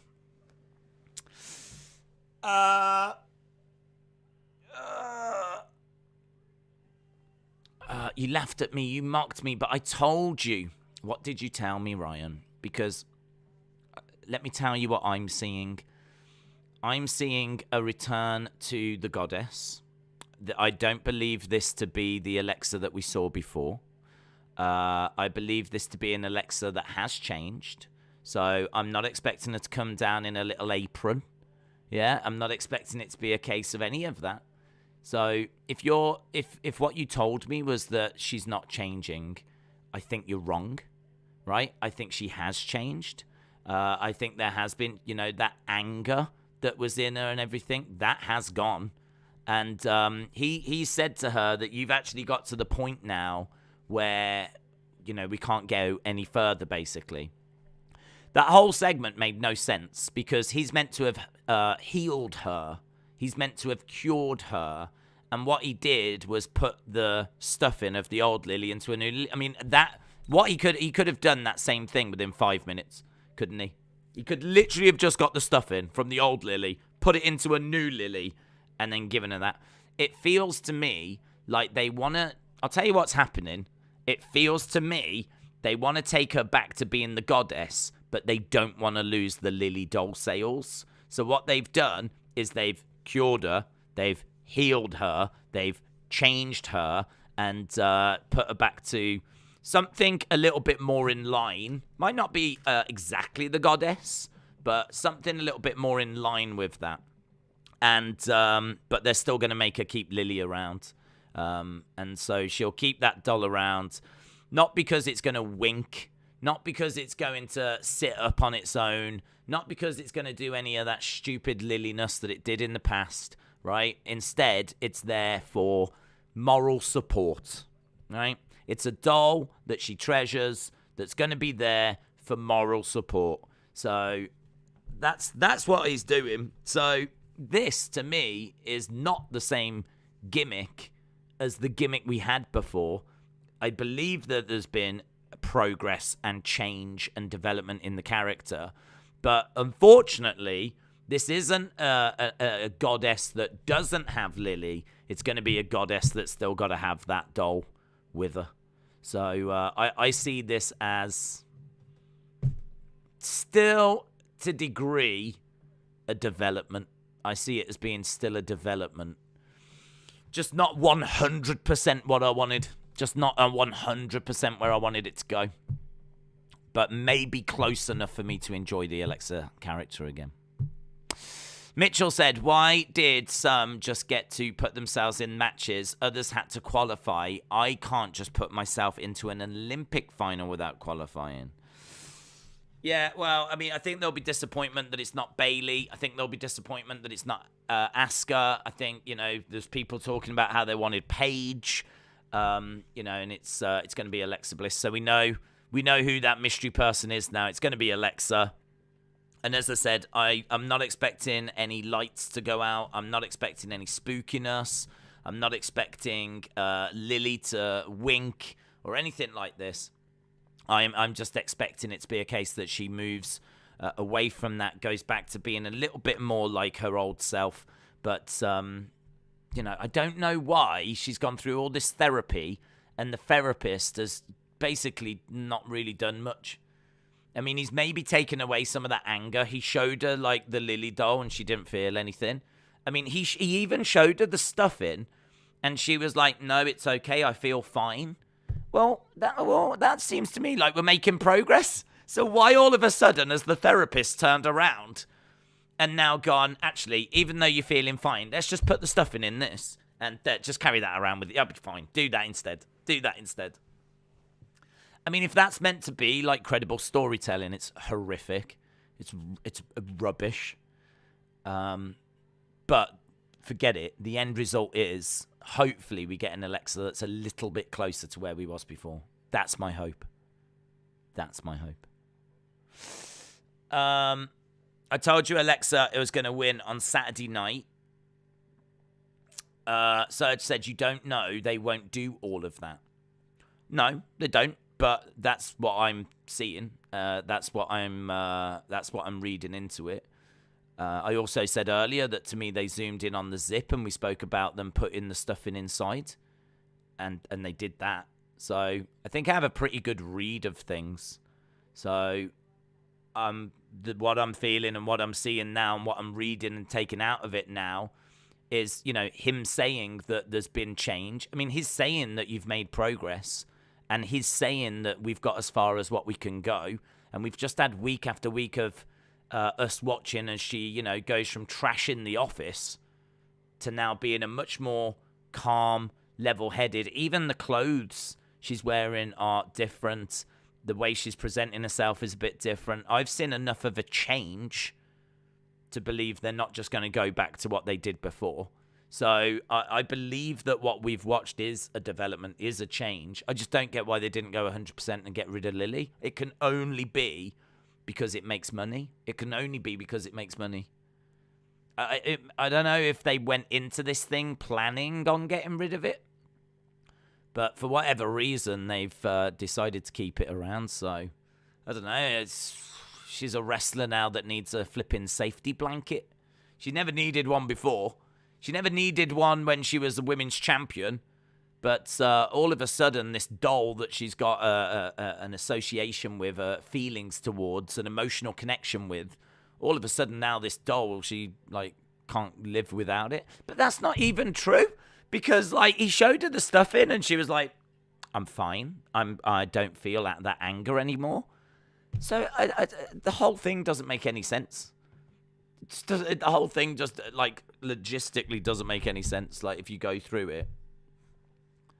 I don't know why. I don't even know why I bother. I should have just at the start just gone, this is rubbish. This is atrocious, and I don't care what they're going to do, because it's all going to be rubbish. Rather than actually trying to give it a chance. I shouldn't have bothered. But I wanted it to work. I wanted it to succeed. And I want to like Alexa. I want to get behind her. And maybe, just maybe, there's a slither of hope. A small chance, a crack in the window, that she will come back and be that kind of goddess character. But only now she's got to carry around a flipping anchor that is Lily, which I'm sure someone's going to steal and someone's going to sabotage, and there'll be a storyline where she's got to try and get her back and she's worried sick and about a doll that she didn't even need a few years ago, that we didn't even know about a few years ago, that when I watched NXT didn't exist. And she did perfectly fine. Multiple-time women's champion. Didn't need Lily then, did we? Lily is the new urn, says Russell. Do you think during the match she's going to be sitting up and looking over at Lily and reaching her hand out to try and draw the power?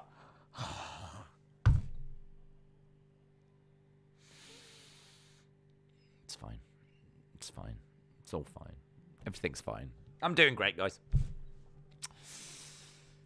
There we go. I wish the email from Vince was a video.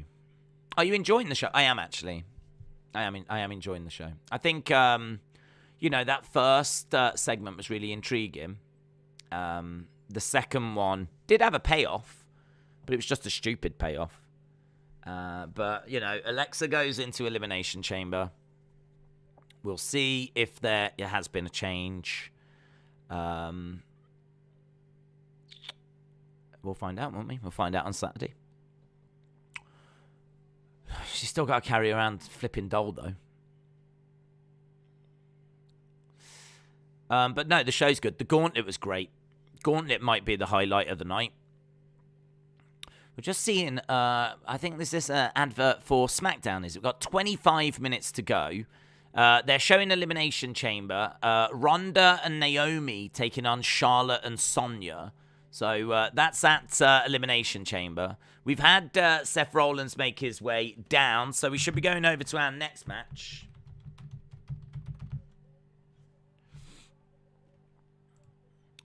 Hokiman said the Alexa segment knocked the show to a 3.5. That's a shame. Do you think Alexa wins the Chamber? No. WWE will never have creative ability of AEW. Should WWE Shop sell presidential side plates for the US title? I think they should. Presidential side plates? What do you mean? Like Donald Trump and Obama side plates? I don't know who would buy them, to be honest. I don't know if wrestling fans would race out to buy. I mean, maybe you could. If someone becomes president and you love them that much, you could buy their side plates and put them on a title, maybe. I don't know.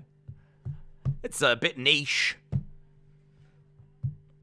Could you imagine? Like, they always, when someone wins something, they always give him a custom belt, don't they? They had a custom belt at the Super Bowl. Could you imagine when Biden won? He was, like, standing there with a WWE Championship with Biden side plates. We did it, guys! We did it! Yeah, that'd be great. Yeah, no, I'm all in on that idea now. Sign me up. Sign me up. They're doing Ray versus Miz at Saudi. I thought they would do it for Mania. Does it mean that Ray Dominic at Mania? Because I would be up for that, says Harley. Maybe Dominic. Well, I don't know. I'm tired of sitting here saying Dominic's going to turn. He's going to turn. He's going to turn on him. And then he never does. So, I don't know. Tony said Alexa's going to win on Saturday. Alexa Bliss looks good. Right, we've got the CGI Elimination Chamber. So it's going to be Seth against Randy. Philip said Saturday looks like a pretty decent card.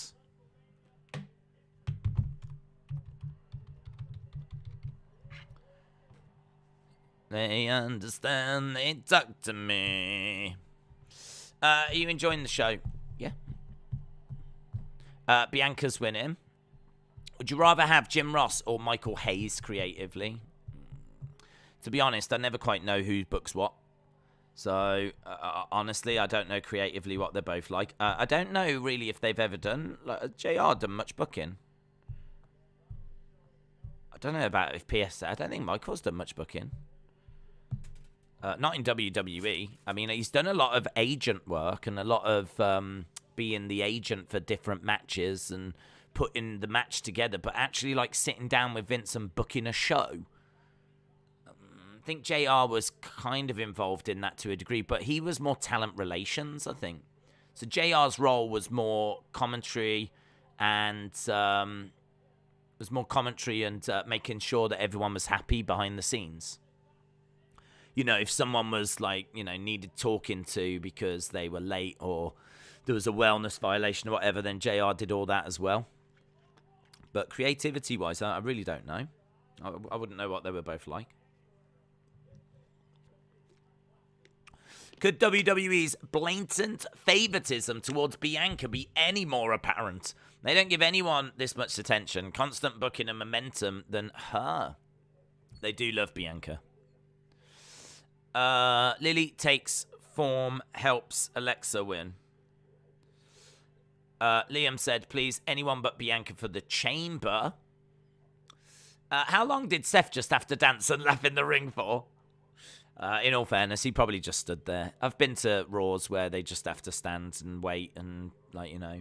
And then it's funny because as soon as they're, like, told, right, we're about to go back, they just start doing whatever again. So I'd imagine he came down, danced. As soon as it went to the video packages, he probably stood, looked at the crowd, maybe had a word with someone in a front row or spoke to the commentators and then got told we're going back, so he had to go back to dancing again. PW Insider, there has been zero confirmation within WWE from any source that Austin has agreed to physically wrestle at WrestleMania 38. Ooh, journalists are firing shots at each other now. Craig said your impression of the LA Rams CEO was spot on last night. Yeah, he was not the greatest showman, was he? He was not the greatest showman. He should have had a spokesperson. He should have got The Rock, who I think was still around, to have said a few words on his behalf.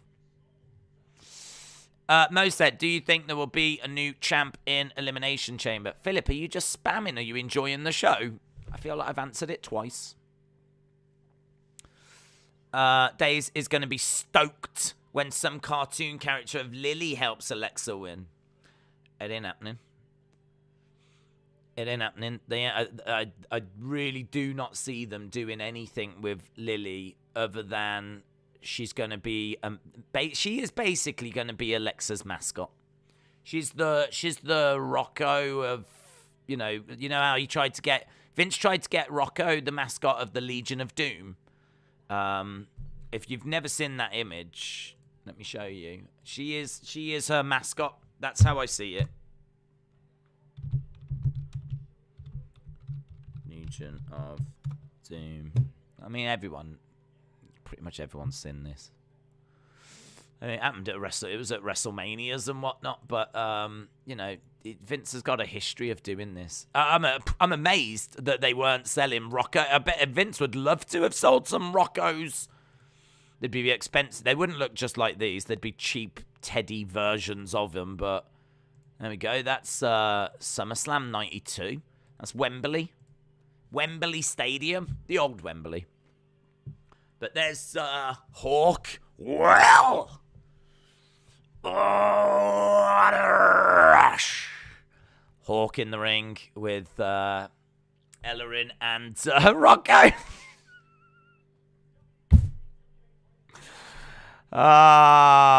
It's flipping Eric Bischoff, isn't it? Look. Eric Bischoff in the ring with the Legion of Doom. Well. So, yeah, I think she's going to become, she's the modern Rocco. This is Rocco's modern life. Rocco's modern life. Rocco's modern life. Rocco's modern life is Lily. We've answered the age-old question. For years, people have pondered, what is Rocco's modern life? Rocco's modern life is Lily. Wow, we just answered a cartoon. We've just cracked the code. I feel like I've just cracked the Da Vinci Code. Rocco looks like the puppet from Victorious, says LSW. It's crazy that I would rather watch this than Raw, says Broken Tables Podcast. That is crazy. Eric Bischoff, I can't unsee it. Right, how long we got? We got 16 minutes left to go. That's what we've got. 16 minutes left to go.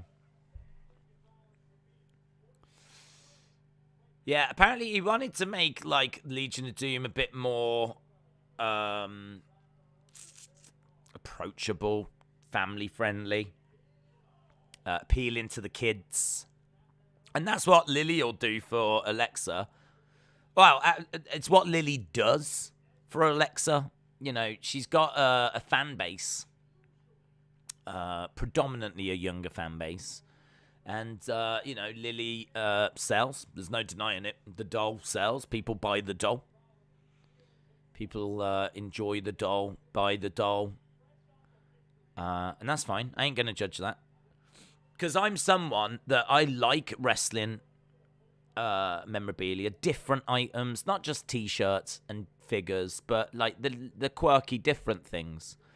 I like that. I don't mind that. And they've got a doll and she's being used on the show, and it just so happens they got rid of the Lily doll that didn't look like the one they sell, and they've replaced it now with the one they actually sell on WWE Shop. So, you know, I'm in no doubt as to why we're doing this. It couldn't be more see-through. Lily, unless Lily was actually transparent, this whole thing could not be any more see-through if it tried. But that's the direction they're seemingly going to keep it and have Lily as a mascot. But listen, I cannot see people dressed as Lily coming down and helping Alexa, and Lily having superpowers, and Alexa making playgrounds appear. I think that's gone. I think the point of the psychiatrist thing was to move us away from that. And you know, he said there's been development and change, and you can see that in her, what she wears, and how she trashed that office week one. She doesn't trash it now. So there has been change. There has been development. I'm just going to have to hold out hope that that now means that she's a little bit more in line with the goddess. The doll made $1.8 million. Put the belt on Alexa. She's a top woman's draw, says Junior. Is that true? 1.8 million? Where did that number come from? I've never seen that before. I'm not saying it's not true. I just haven't seen it before. When people buy the doll, what do they do? Do they play with it? I don't think so. I think, in all fairness, if you're an Alexa fan, right, I could understand you wanting that doll. Totally understand it. If I was an Alexa fan, I would also want to get it. Because you'd probably just put it on a shelf, wouldn't you? Just put it on a shelf. I don't know if I've got dolls, to be honest. But having figures is probably not too much better, in all fairness. But I've got plenty of, I've got an empty Bootios box. You know, what do you do with that? It's just kind of sat on a shelf over there. I've got a Rey Mysterio mask. You know, it's a collectible thing, innit? So I get it. I totally get it. I totally get why people would want it.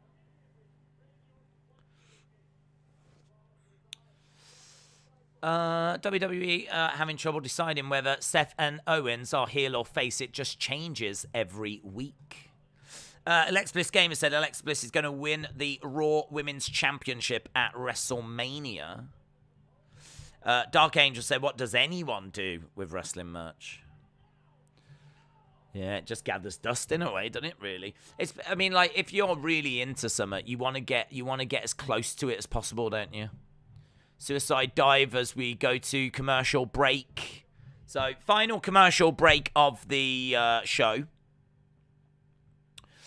Austin said, I think she'll be a mix of Goddess Alexa and Dark Alexa.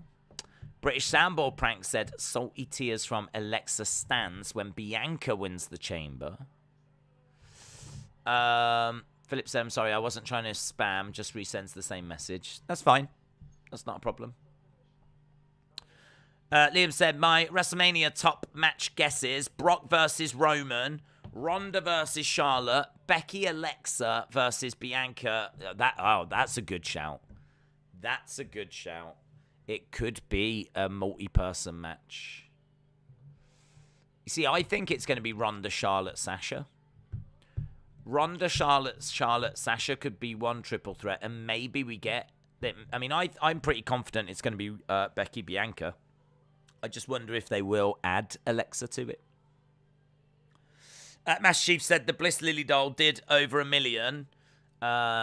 Austin, Cena, then Bliss in sales. Source is Forbes. Wow. I wonder if they went into those segments trying to move her away from being Alexa, and they tried to move her into being, whatever. But there's too much money on the table to leave.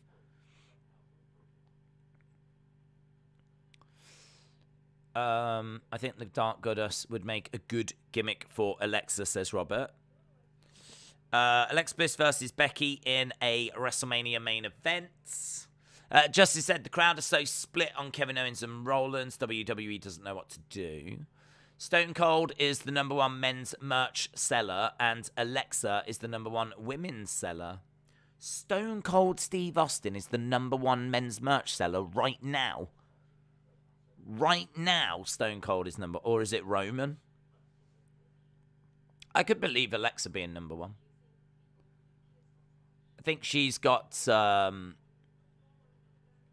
think anything that's a little bit dark and a little bit kind of on the outside, if you will. Like how The Fiend was, how The Undertaker was, how Alexa is. I think that always resonates with people. So her kind of T-shirt designs and the fact that it's a little bit, dare I say, on the darker side. I think, I'm not too surprised that she's one of the top merch sellers. If you see Bianca still winning, how do you see Alexa losing? It's hard to see her lose the first match back in a while. I see Alexa losing 100%. I'd see Bianca winning. I think, Alexa gets pinned or submitted or just anything normal, but the person doing it might be the focus for Alexa going forwards. So, who knows? You might end up with Liv against Alexa. I don't really know what Alexa's coming back as. A heel? A face? I don't know. So it's really hard. I can't really book it because I don't really know what to expect from Alexa. I mean, yeah, it's difficult. It's difficult, but I'm guessing someone, a couple of people could team up on her, and then, her attention turns to them. So I'm thinking that she's going to lose it, unless she wins it, and then they add Bianca later. Maybe, because I said I could see them doing a triple threat. I could see it being Becky, Bianca, and Alexa. And maybe if you're going to do that, then you have Alexa win the chamber and then add Bianca at a later date. I think Bianca's part of this match. I mean, they are pushing Bianca and they're all over Bianca. Were we really thinking she's not going to be a part of this title match? Because I really do. I think she's part of it. Rumors are that she was meant to be part of it as well. So I don't think there's any way Bianca's not a part of this. But I would say, as a result, Bianca's my favourite for Elimination Chamber. But if they are going to do the triple threat, then maybe Alexa wins the chamber and they add Bianca later. They could do that. There's a few ways you can go. It's hard trying to predict what WWE are going to do. Especially when, a lot of it goes in a direction that you wouldn't take it. I wouldn't mind Liv Alexa. It would be a battle of the stands. I think there'd be a lot of people that would have internal battles. I think a lot of Alexa fans Liv stands as well. So there'd be a real conflict. There'd be some very confused people out there. There's a big story to the finish of Bianca and Becky. No other story can match that for the Mania match. Are we going over to football days for Olympics? Yes. Yes, we are. I do definitely want to just grab something to eat, though. I might even try and just do a separate video, just depending on where we are with this Stone Cold story, because it is big. But it does seem to be developing as well. I mean, certainly if PWI have just come out and said that there's nothing being reported backstage about it.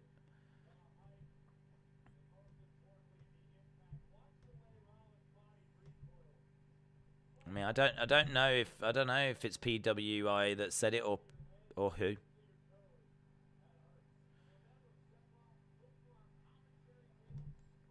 Stone Cold, as you might imagine, is trending.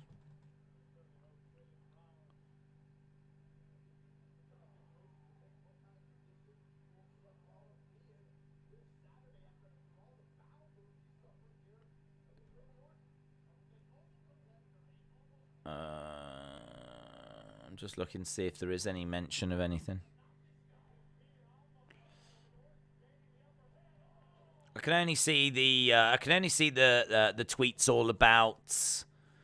I can only see the tweets about what Fightful have said. I can't see anything that's opposing it.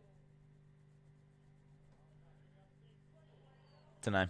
Unsurprisingly, it is the talk of Twitter right now.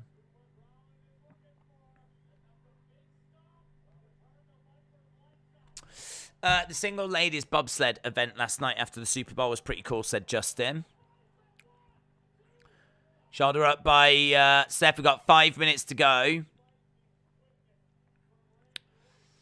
Vince saying, hey, Steve, do you want a match at WrestleMania? Is monster news.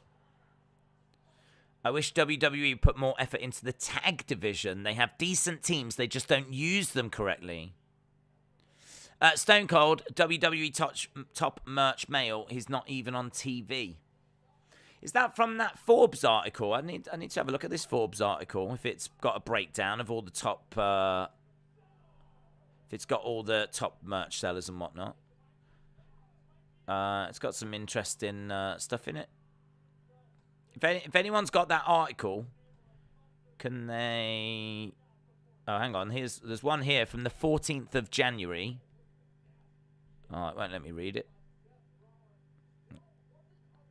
You've got to be a subscriber to actually get to the story. Are people here subscribers of Forbes, are they? Wow.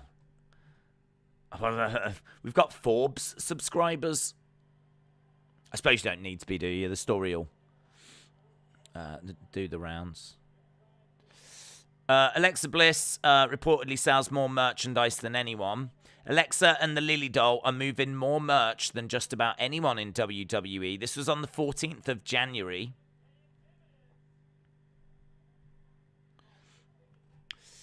Imagine Goldberg wins the Universal Championship and then do Goldberg versus Brock. Matt Hardy posted a video. Okay. Does he say anything? Went for a curb. Clothesline by Orton. Kick to the midsection. Getting backed against the ropes up over the top. Seth lands on his feet. Draping DDT and he gets it. Randy Orton going to that dark place. He hits an RKO. Alpha Academy are coming down. Here's Riddle. Riddle dives on top of Gable. Orton grabs Otis. They're fighting in the entranceway. Strikes coming in. Orton gets back into the ring. Curb. Gets curbed.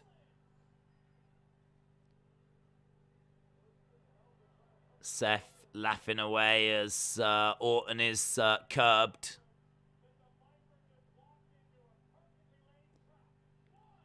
Two, three. So Orton loses thanks to a curb.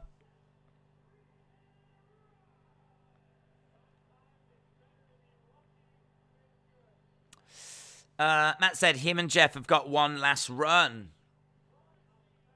Yeah, I do expect him to go to AEW. Shock this didn't happen at the start of the match. Lily is the real head of the table.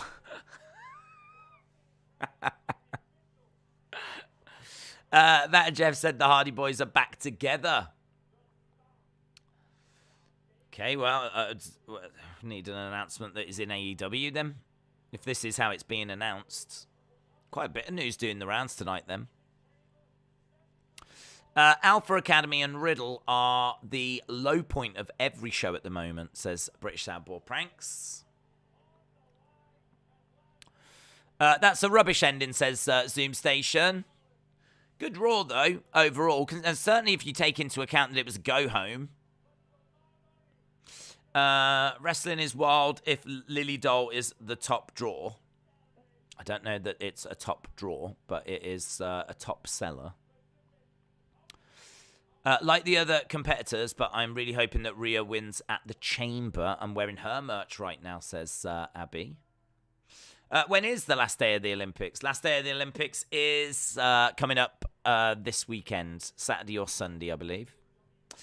Right, get in your polls, your thoughts. Here we go. Your votes for the poll. What do you score Raw? What do you score Raw? 8 to 10, 7 to 7, 7 5, 6 to 6, 7 5, 5 7 5 or below. Dark Angel says Lily is best for business, literally.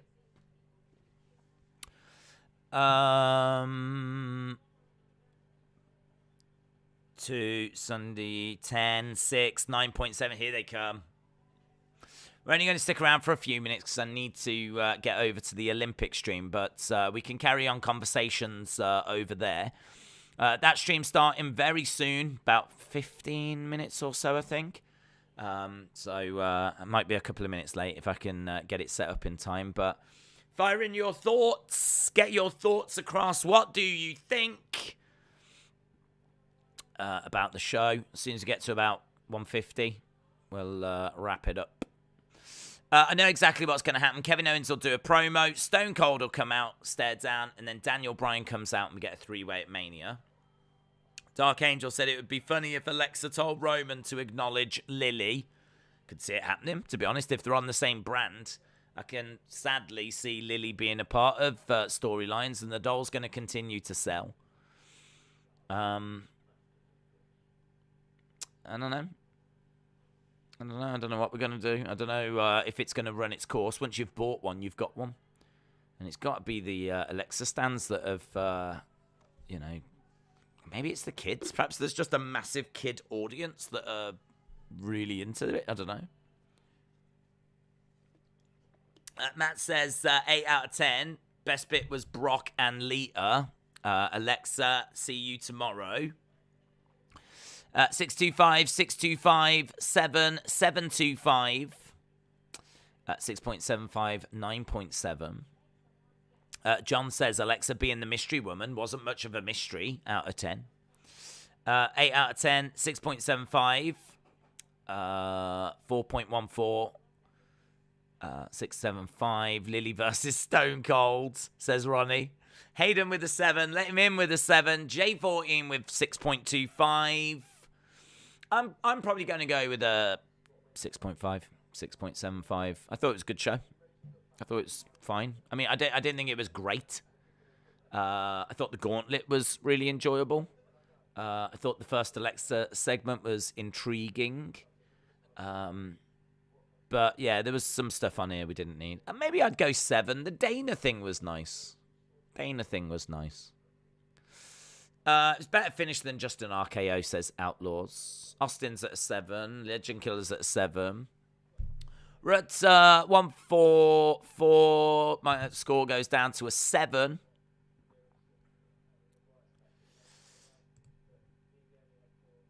Five to go. The great internet war of 2022. Alexa stands versus Liv stands. Could be very interesting. Chuck Sasha in there as well. Alexa stands versus Liv stands versus Sasha stands. That's what I want, that triple threat.